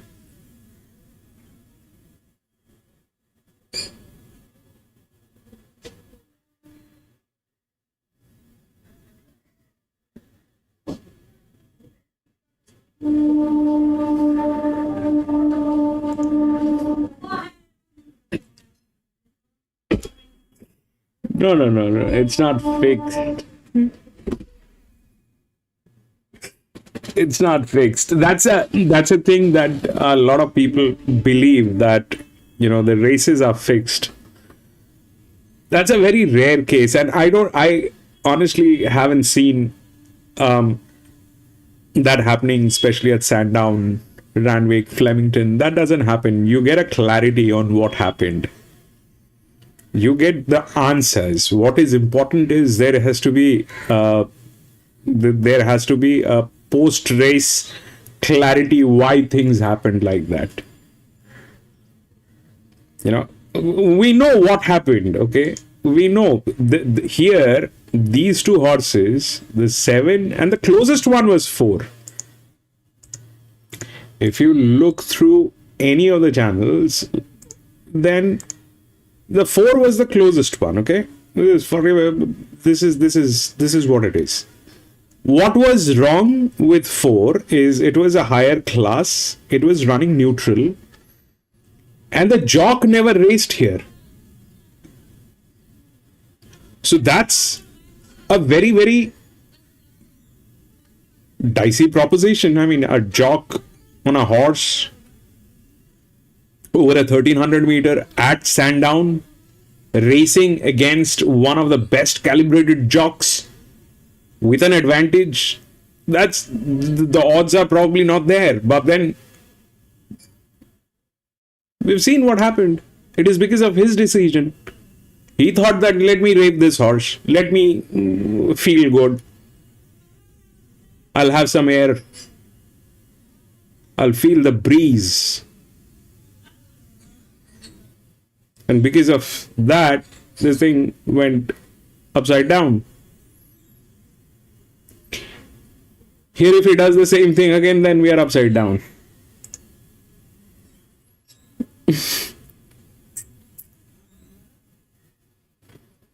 Yeah. Why would you do that?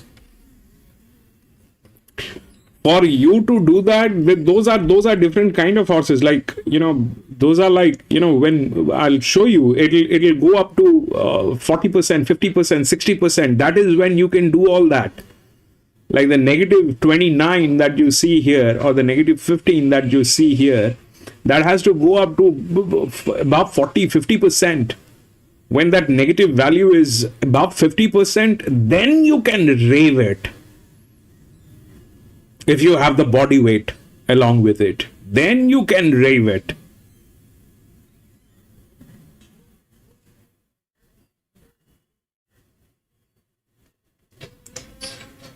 Or if it is 1,000 meter and you have a horse which is on pressure, 70-75 linear with a body weight, it will nail.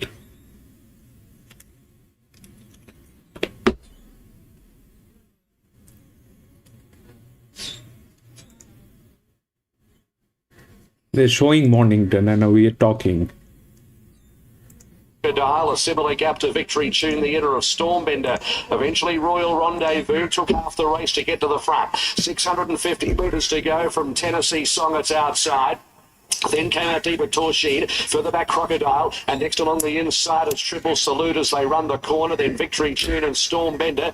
Down Corrigan Dip, 450 metres to go. Royal Rendezvous nursed along by a length and a quarter Torshid, Tennessee Song. Then came on the outside Crocodile, Triple Salute going backwards. Royal Rendezvous shook up. How's the $1.50 looking at the 200 as Torshid's giving it a race. Royal Rendezvous, Lane gets down to work. Torshid's going with it. Then Crocodile, Torshid just in front. Crocodile snapping at its heels though. Again, he did the same thing. He started raving it. Stormbender prominent for third.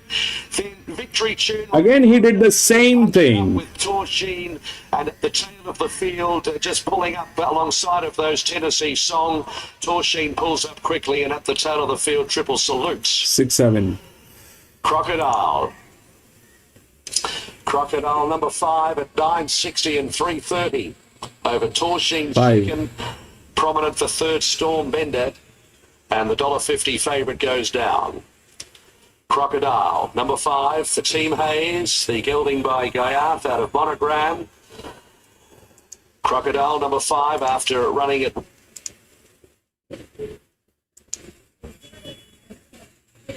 Nailed it. 5-7.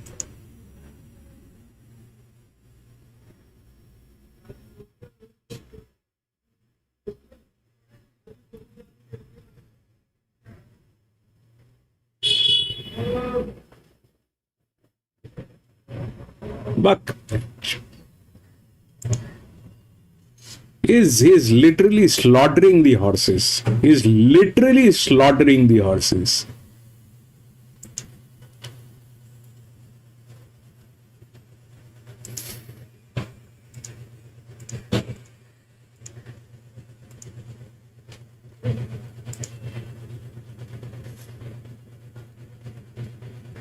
Three and 11 has been scratched.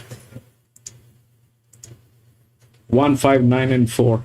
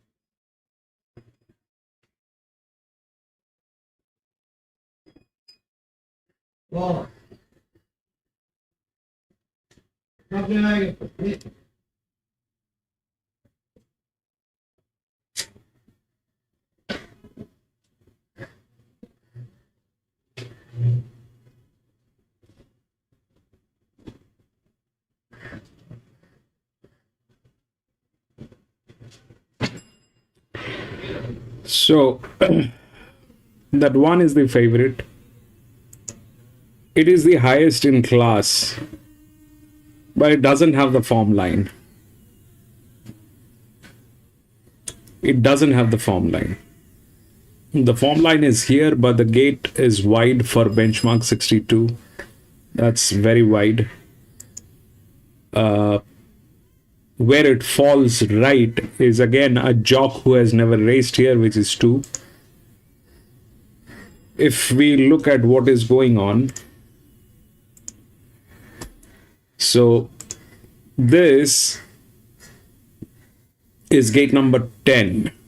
9 is a lower class, much lower than this. This is from gate number 7, which is wide. Plus the jock has never raced here, but that's where it fits. 1 doesn't have the form line, but it is the highest class. So that probably is not going to happen. And here it drops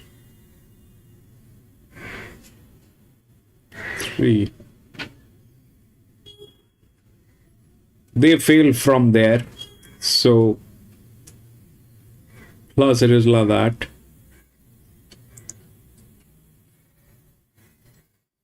One is difficult. Where it fits is 2. Jock has never raced here.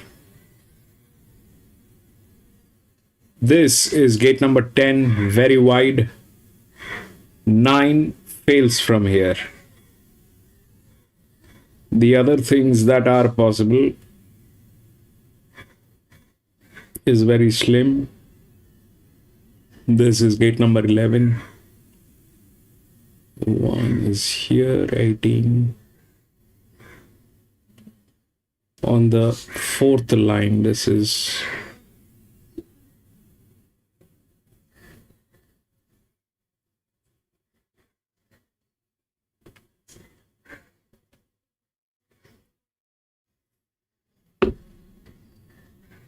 seven.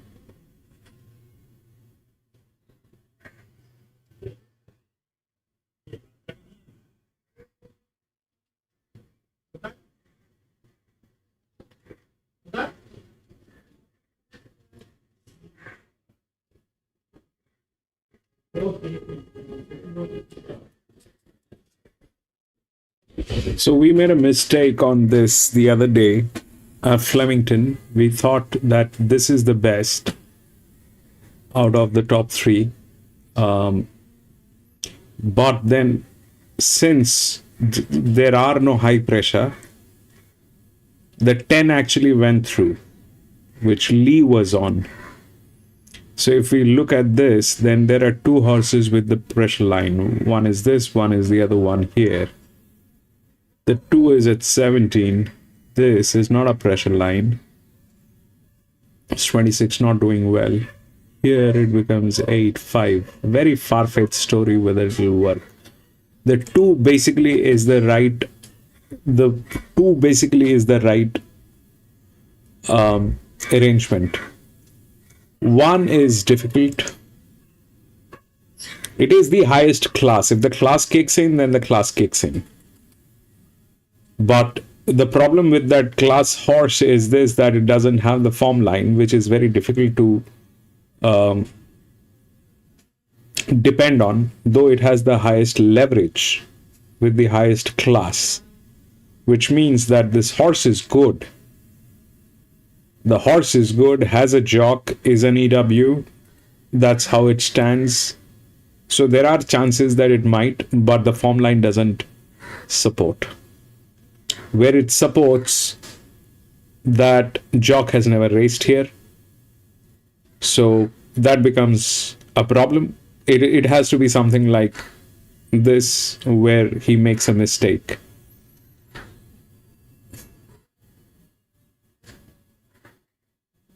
But for this, it is difficult.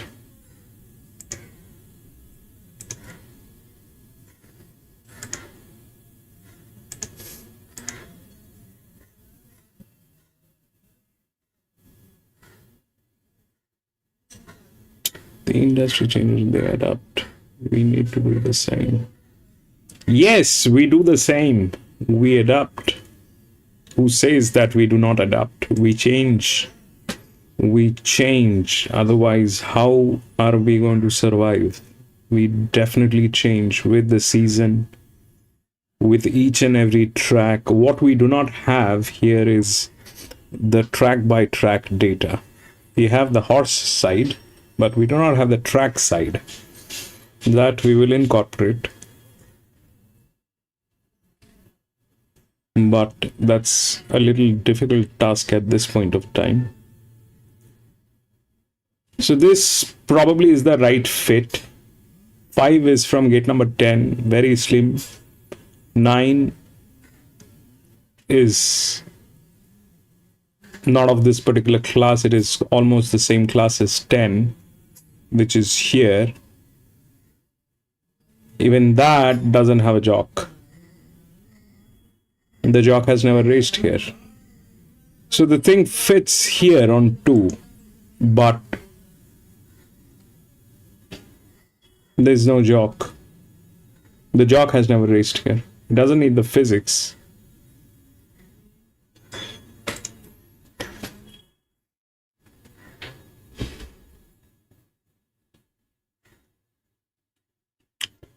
Horses from, yeah, that's one more thing which I am not able to understand, why they're saying Mornington at the rate of Sandown.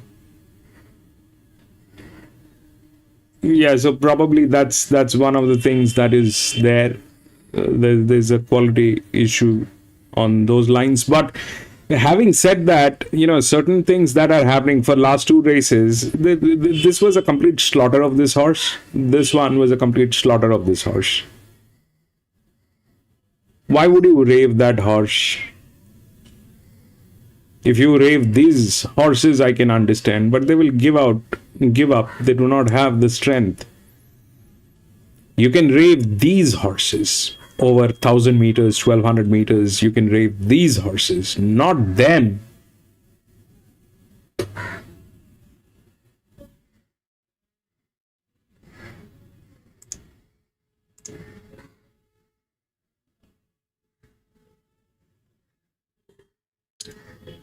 Let me check the numbers. Racing.com.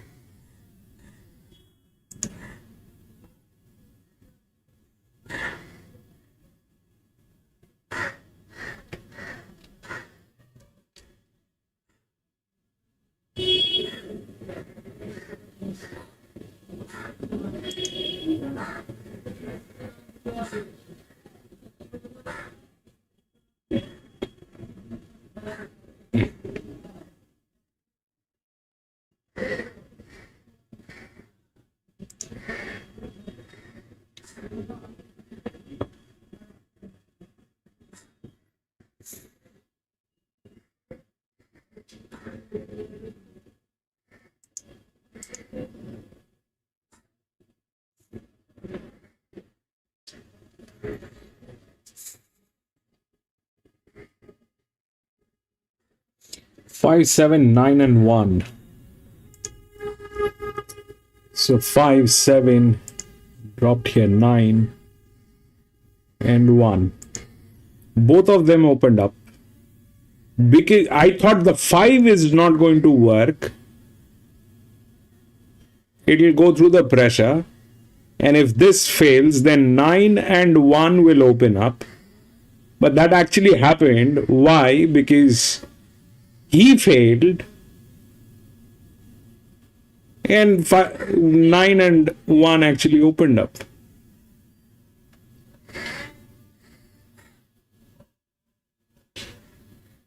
I can't believe what he did here with this horse, man. Here, the 2 fits the bill, but the jock's not there. I mean, the jock has never raced here, so that's a very high risk on that horse. But through class, that has advantage. 1, I doubt. 1, I doubt. It is on the 3rd line. It is on the 3rd line. So how things might work is, if this is high, this becomes low. but then this not there, then this is the high here, which is a 2. So will the 5-year-old mare knock out this 4-year-old? Possible. 7, 8, then drops to 6.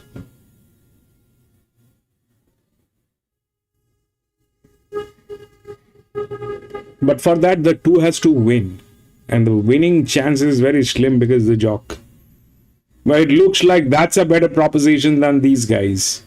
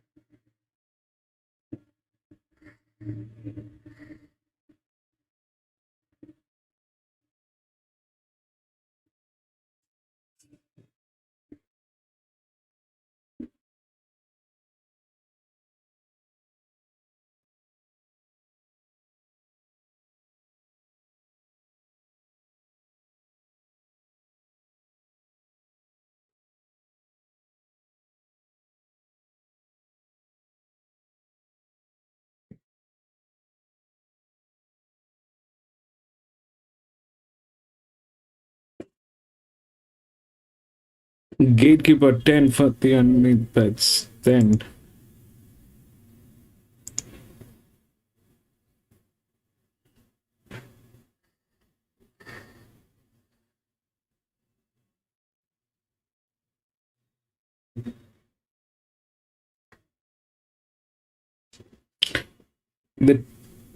this race is about 10. Okay, this race is about 10, but 10 is not looking great. So generally it is like this. That's who it is all about. This is the guy who it is all about. But for him to deliver that, it has to be a win-win situation here, which is not the case.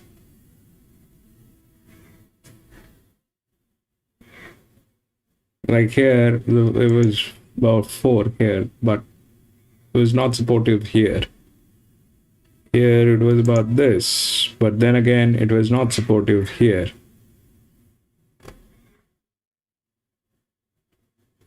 Here it was 8, but that was a puzzle. And here they got slaughtered.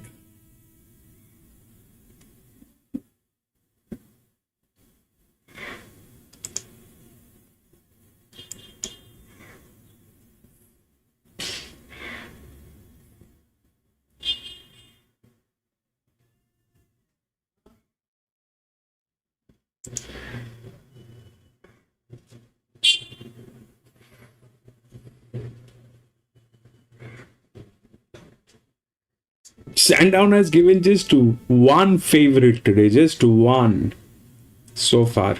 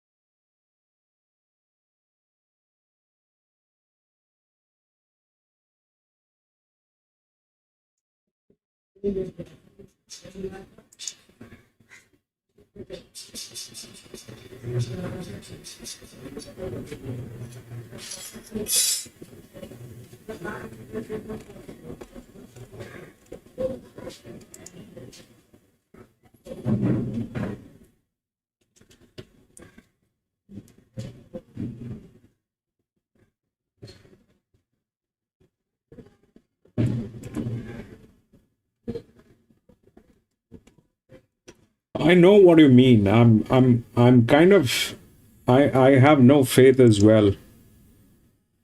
I mean, I do not like to get into these kind of situations, and I did not anticipate that he will do that to that horse. Anyway, that happened. It's a part of the game, but this is not where I get into. I mean, that's a check, but the jock has never raced here. So what his decisions are going to be over 1800 meter, he'll get a lot of opportunity, which is there. But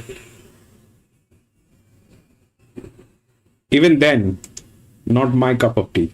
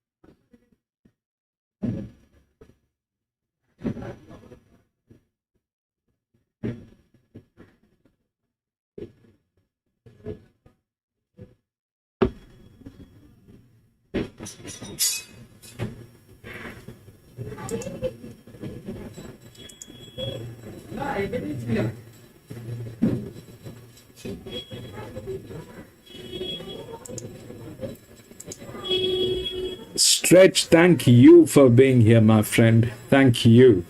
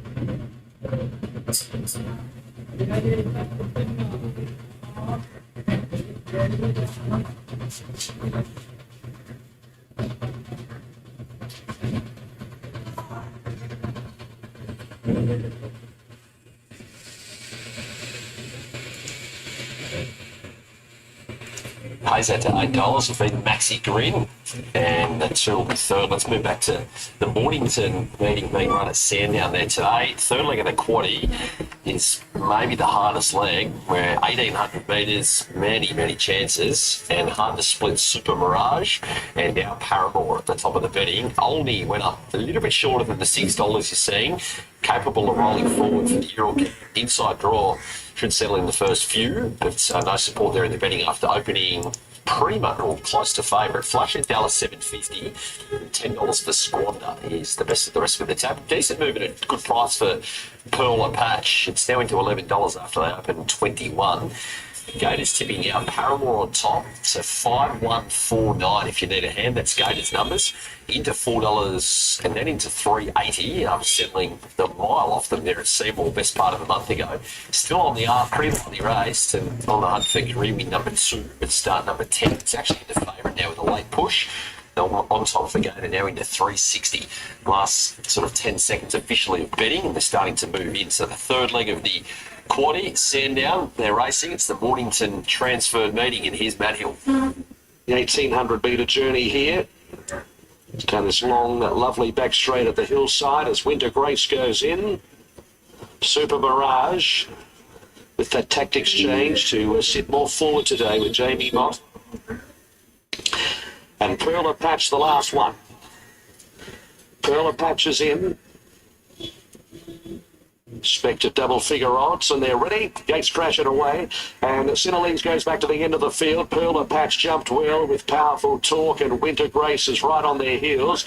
A length and a half to Olney, who settled the outside of Squander, and further back is Super Mirage, who takes a snick back to about 6th place outside of Sinhalese, and then came towards the end a flash of Dallas, and last out Paramore. So powerful torque, as we were told, the tactics change.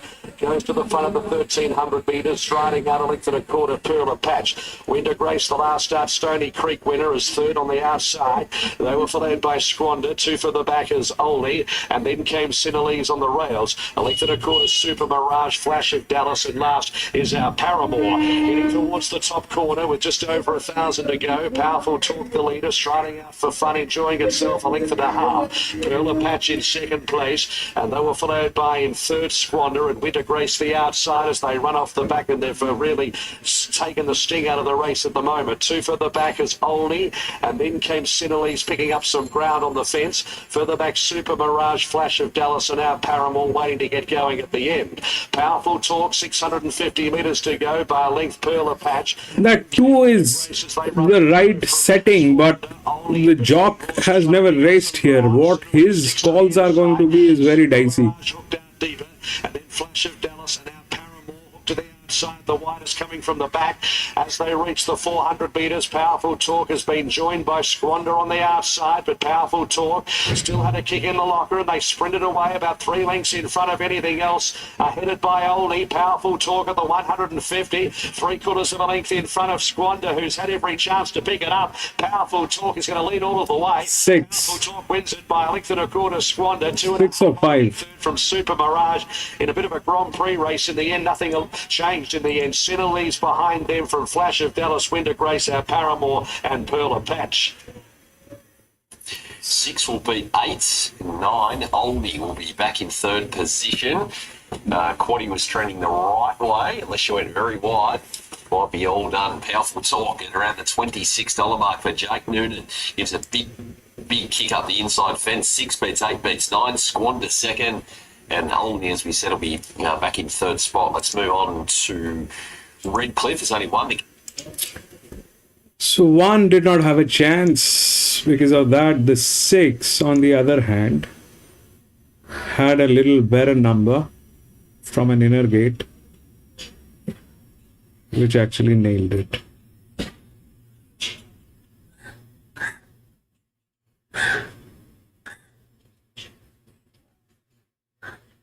This was also not a handicapped race. This was not also a handicapped race. The 6, 8, 9, 6, 8, 9.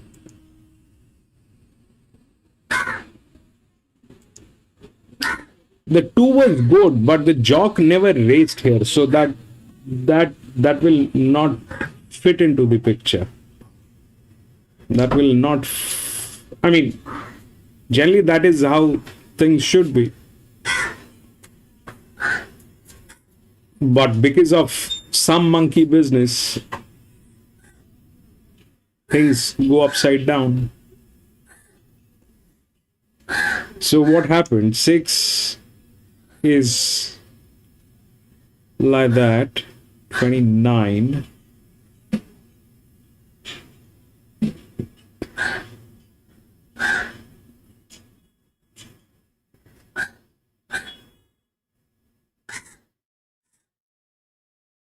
Then it landed here, which was also on the 4th line. These two did not get a chance because that was gate number 10. 9 got 4th, 3rd.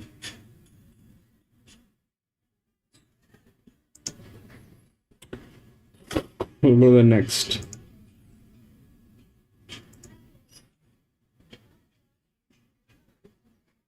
Two 511 scratched. 7381.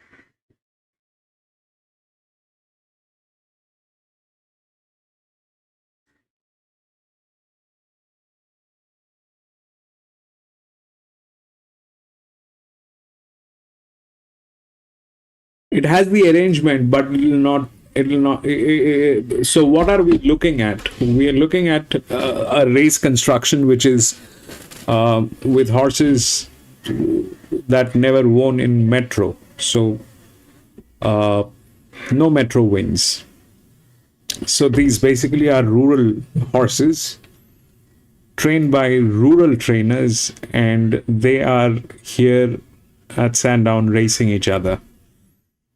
Now, what is the proposition here? The 7 is definitely with some of the best numbers, which is there, but it is coming from gate number 10, so that's not the thing. From gate number 10, I am assuming this is probably a benchmark 55. This is probably a benchmark 55. So that becomes difficult. 3 is the linear. It has the physics. But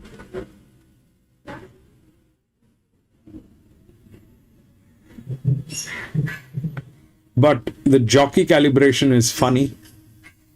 However, it is a dedicated jock. The jockey calibration is bad on this horse.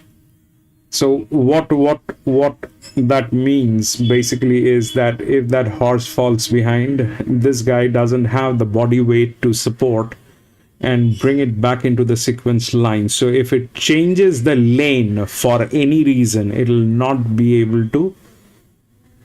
I mean, if any of the horses are in front of this horse and he has to change the lane, he cannot. 7 is difficult from gate number 10. It's the best, the right arrangement, the right thing. But that's gate number 10. A benchmark 55-60 will not work from there. This one is from gate number 7, which is the highest rated. I'm going to run neutral. The jock has never raced here again. Then we are dropping, and we are dropping very strongly. So if it has to play high pressure, low pressure, then one of the linears, it's a 1500 meter, so one of the linears will get in, but 7 probably is not the one. 3 is a higher class from an inner gate with a dedicated jock, but the jock alignment is bad. The calibration on this jock is not right. So all of them are questionable. Then it falls to the advantage side, which is here, but along with that the class also falls. This is 5, 6, 5, 5, 6.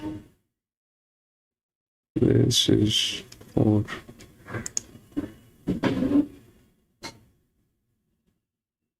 Five, 39, but it falls here. 33, 33. This 10, this no. Falls here, falls here. This is not happening, probably. Is gate number 11. And then 11 from gate number 11. Bad idea.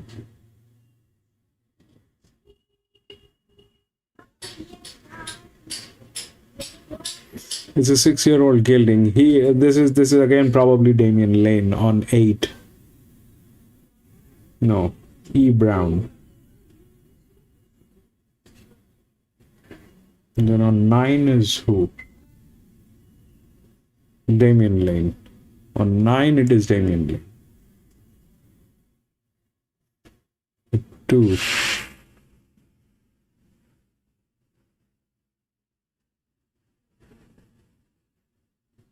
It comes here.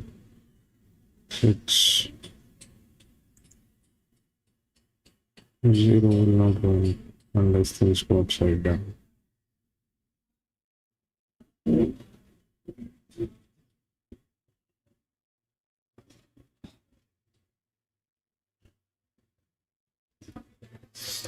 See, the 7 is difficult because of the gate. It has the right arrangement, but this is a higher class. Both of them are questionable. The 7 and the 3, both of them are questionable. 7 is questionable because it is from gate number 10, benchmark 5560. It is very difficult from gate number 10. 3 is difficult because the jockey calibration. It is a dedicated jock, but the calibration on this jock is very dicey.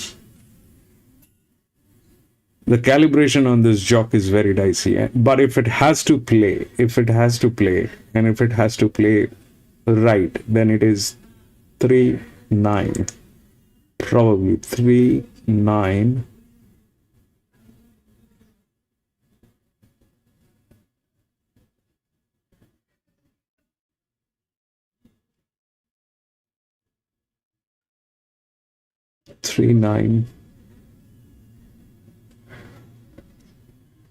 Is for the drop here.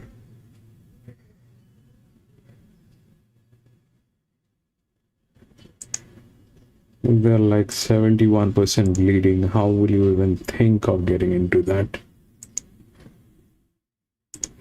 This is a 6-year-old gelding from gate number 11, not the right support line for 7. That's bad. Both of them are in bad state. The right arrangement is with 3, but things get dicey here because it's a dedicated jock. They know the horse very well. That's true. But for a linear, which is going to be whatever little pressure it is a pressure, and he's calibrated the opposite way. He's supposed to be riding one of these green horses, not the orange horses. So if he's riding this, he can go wrong. He can go wrong as in like he will probably deliberately not go wrong, but his calibration is such that he's in a very helpless situation. So I don't know whether 3 will win. 7 is dicey. Very dicey from gate number 10. This one doesn't have the form line. 9 is a I mean, if everything goes upside down, then the 9th, which looks like everything has a possibility of going upside down. It is either here with that form line and then drops or rises. So that 9 is a check. Both of them are in a dicey state. Both of them. The 3 is better than the 7, but that's the problem. If he gets behind of any of these horses, let's say the 9 is front of 3, he will not be able to move it and take it to a different sequence.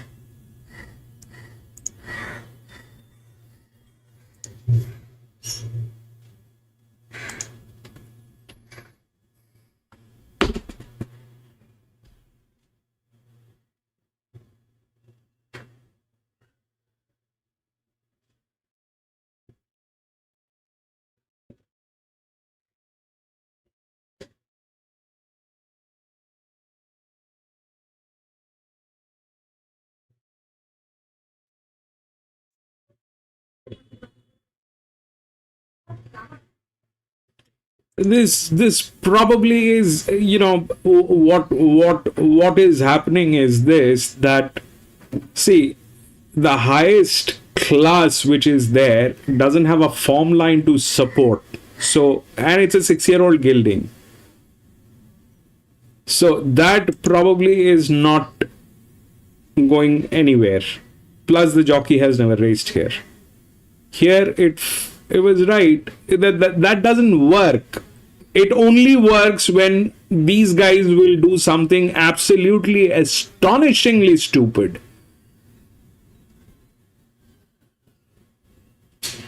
So the 1 is probably not the thing.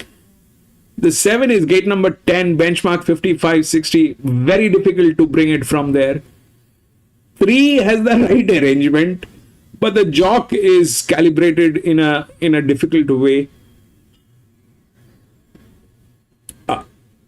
Then comes the advantage side. Then there is a 4-year-old mare with that kind of an advantage with a jock. Now this jock is again Damian Lane. If he decides to again press this from the gates, then it will go upside down. It doesn't have the strength to get pressed. It can be pressed only after crossing the 400 meters last bend. It can only be pressed after the last bend. If it gets pressed before that, then it is upside down. And he has been doing that. Damian Lane has been doing that for all the races that I thought will go nicely. He made it a point that no, it's my turn to put races upside down. So he did that. So 9 is in his hand, in his mercy.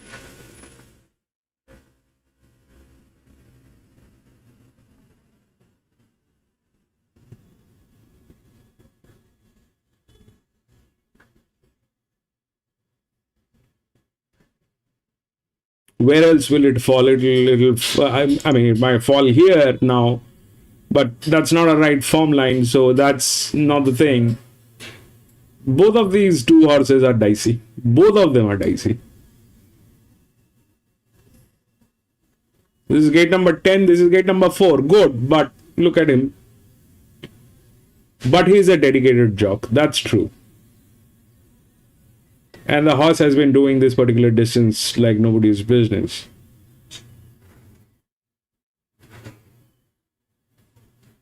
This will not happen probably. It is here, okay.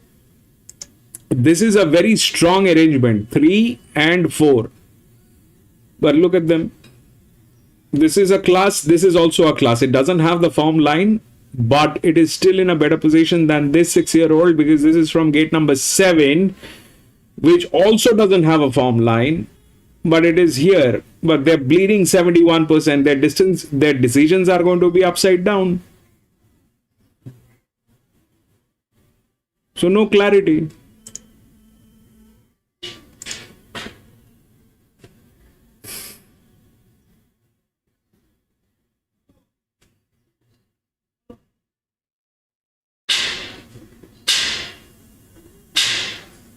PC, welcome back, PC. PC, we got knocked out today at Sandown.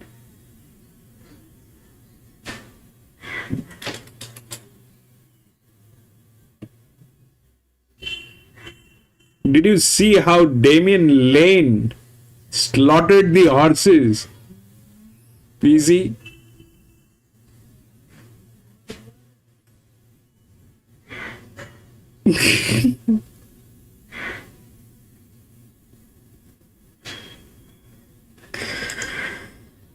Bunbury.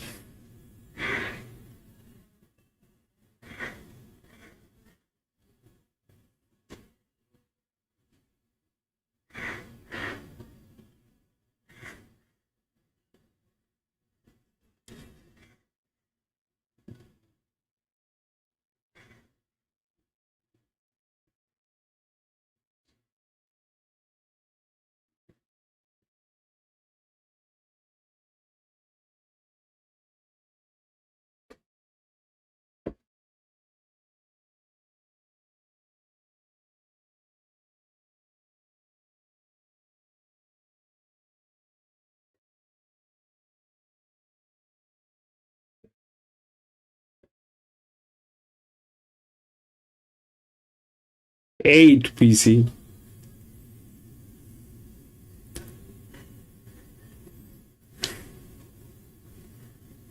Bad luck. He's been playing very weird.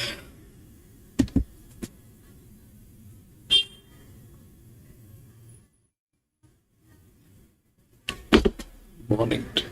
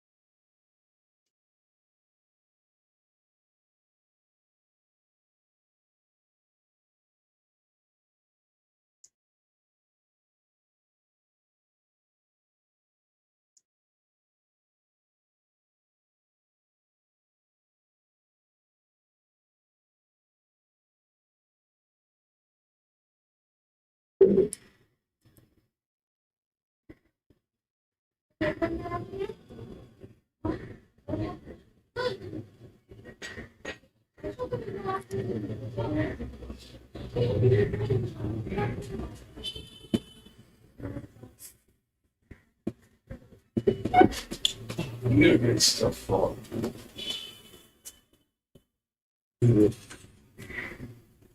Yeah.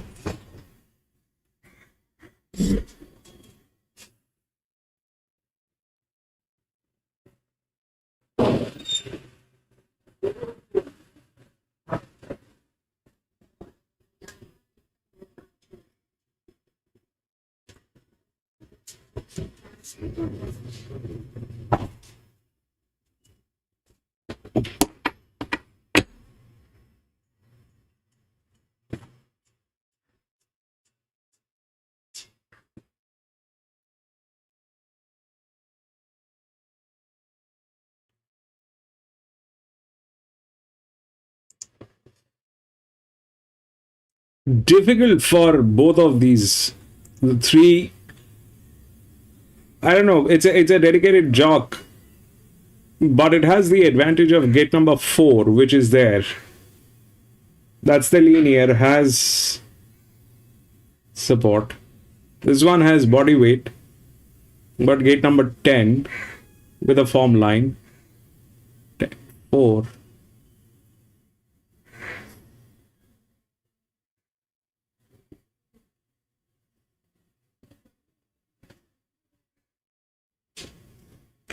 I mean, I can't trust this guy today. This guy is absolutely disastrous today.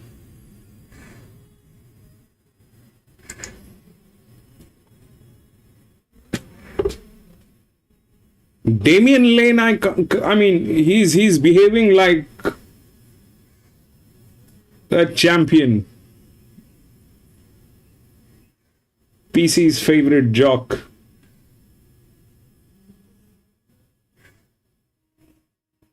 J. Ford.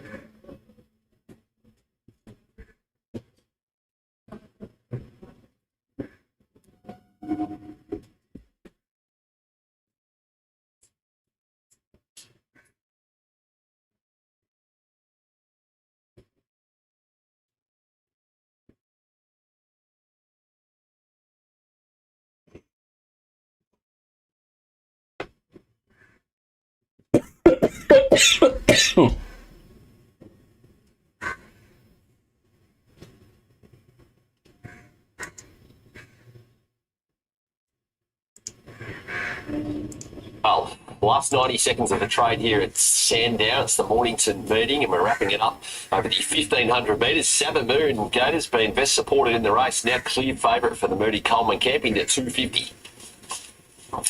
Yeah, look, he was good last time on speed. He just found a few of them a bit too strong, but none of those are here. And all three of them have since run well. The winner, Water Sports, terrific since then. Second, Porter, goes to Flemington, leads, gives a huge kick and beats our Ruffy, much to our chagrin, but they gaps the third horse. With 58 here, so carries the same weight in an easier race. I was pretty keen he's on to beat. Viva Sissimo, very genuine horse, and looks the main danger. The negotiator, perhaps the pick of those outside the favourites. Monture 5 got next, but it's 3-7-8-1 home.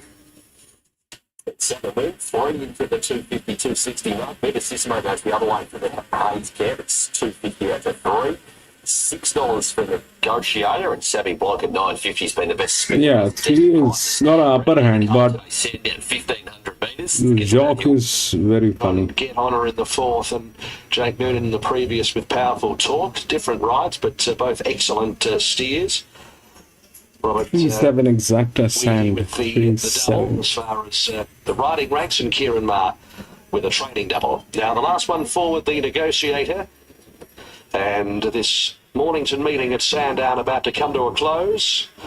Set and racing immediately. King Ben a touch slow, and also missing it a beat was Capital Grace, and beginning well Sabamoon led from Savvy Blanc, and also Jewel Awards up there on the premises on the fence, and they're 2 lengths in front of Monjurify and King Ben making up some ground on the rails. Elected a quarter Viva Sissimo, not hustling forward from that outside alley, goes back to third last from Capital Grace and the negotiator. Sabamoon is the leader, and now starting to pull on the outside as Savvy Blanc as they reach the top corner of the 1,000 metres. Third on the inside, Jewel Award from King Ben, and Monjurify is 3 wide on a limb. Capital Grace next the fence from Viva Sissimo, and 2 lengths the negotiator at the tail as they run past the 800 metres. So it's Sabamoon getting its own way from Savvy Block, and then Jewel Award, and fourth in the race is King Ben. Monjurify fifth, 3 deep from Viva Sissimo. Capital Grace the negotiator. That's the order as they come around the corner in the last of the 600 metres. Sabamoon in front, look to have a few guns left and look to have every chance from Savvy Blanc in second place. Jewel Award next the inside as they run down the dip. Viva Sissimo still 4 or 5 off the lead. Capital Grace is trying to thread through the field. It's hit a bit of a wall though. Then Monjurify as they reach the 250. It's Sabamoon in front. Viva Sissimo is about to tackle it on the outside. Sabamoon approaching the 150. Viva Sissimo's wearing into the lead. Sabamoon had a kick and neck. Viva Sissimo. Sabamoon just in front. Viva Sissimo have another go over the line. I reckon 3-7. Decision now on the outside of 7 Moon. They've hit the line, locked together. They were followed by 3. horses. Jewel Award, the negotiator. 3-7-6-8 or 7-3-6-8. Just for a while, gets I would say Venissimo over 7 Moon right on the close skate. How did it look to you? Yeah, I think you're right. Fascinating race to watch, wasn't it? The leader and heavily backed 7 Moon at the 100. 7-3-6-8. Saw the other horse coming and said, "No, I refuse to lose." So what happened here is that 7 did the job.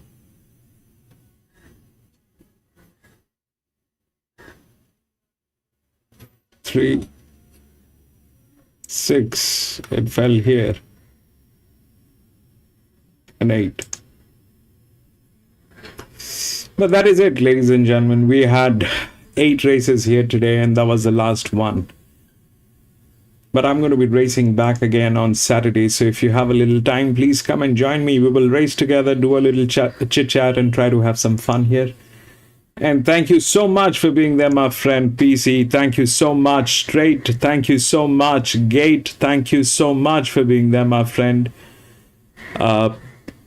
Dows, thank you so much for being there, my friend.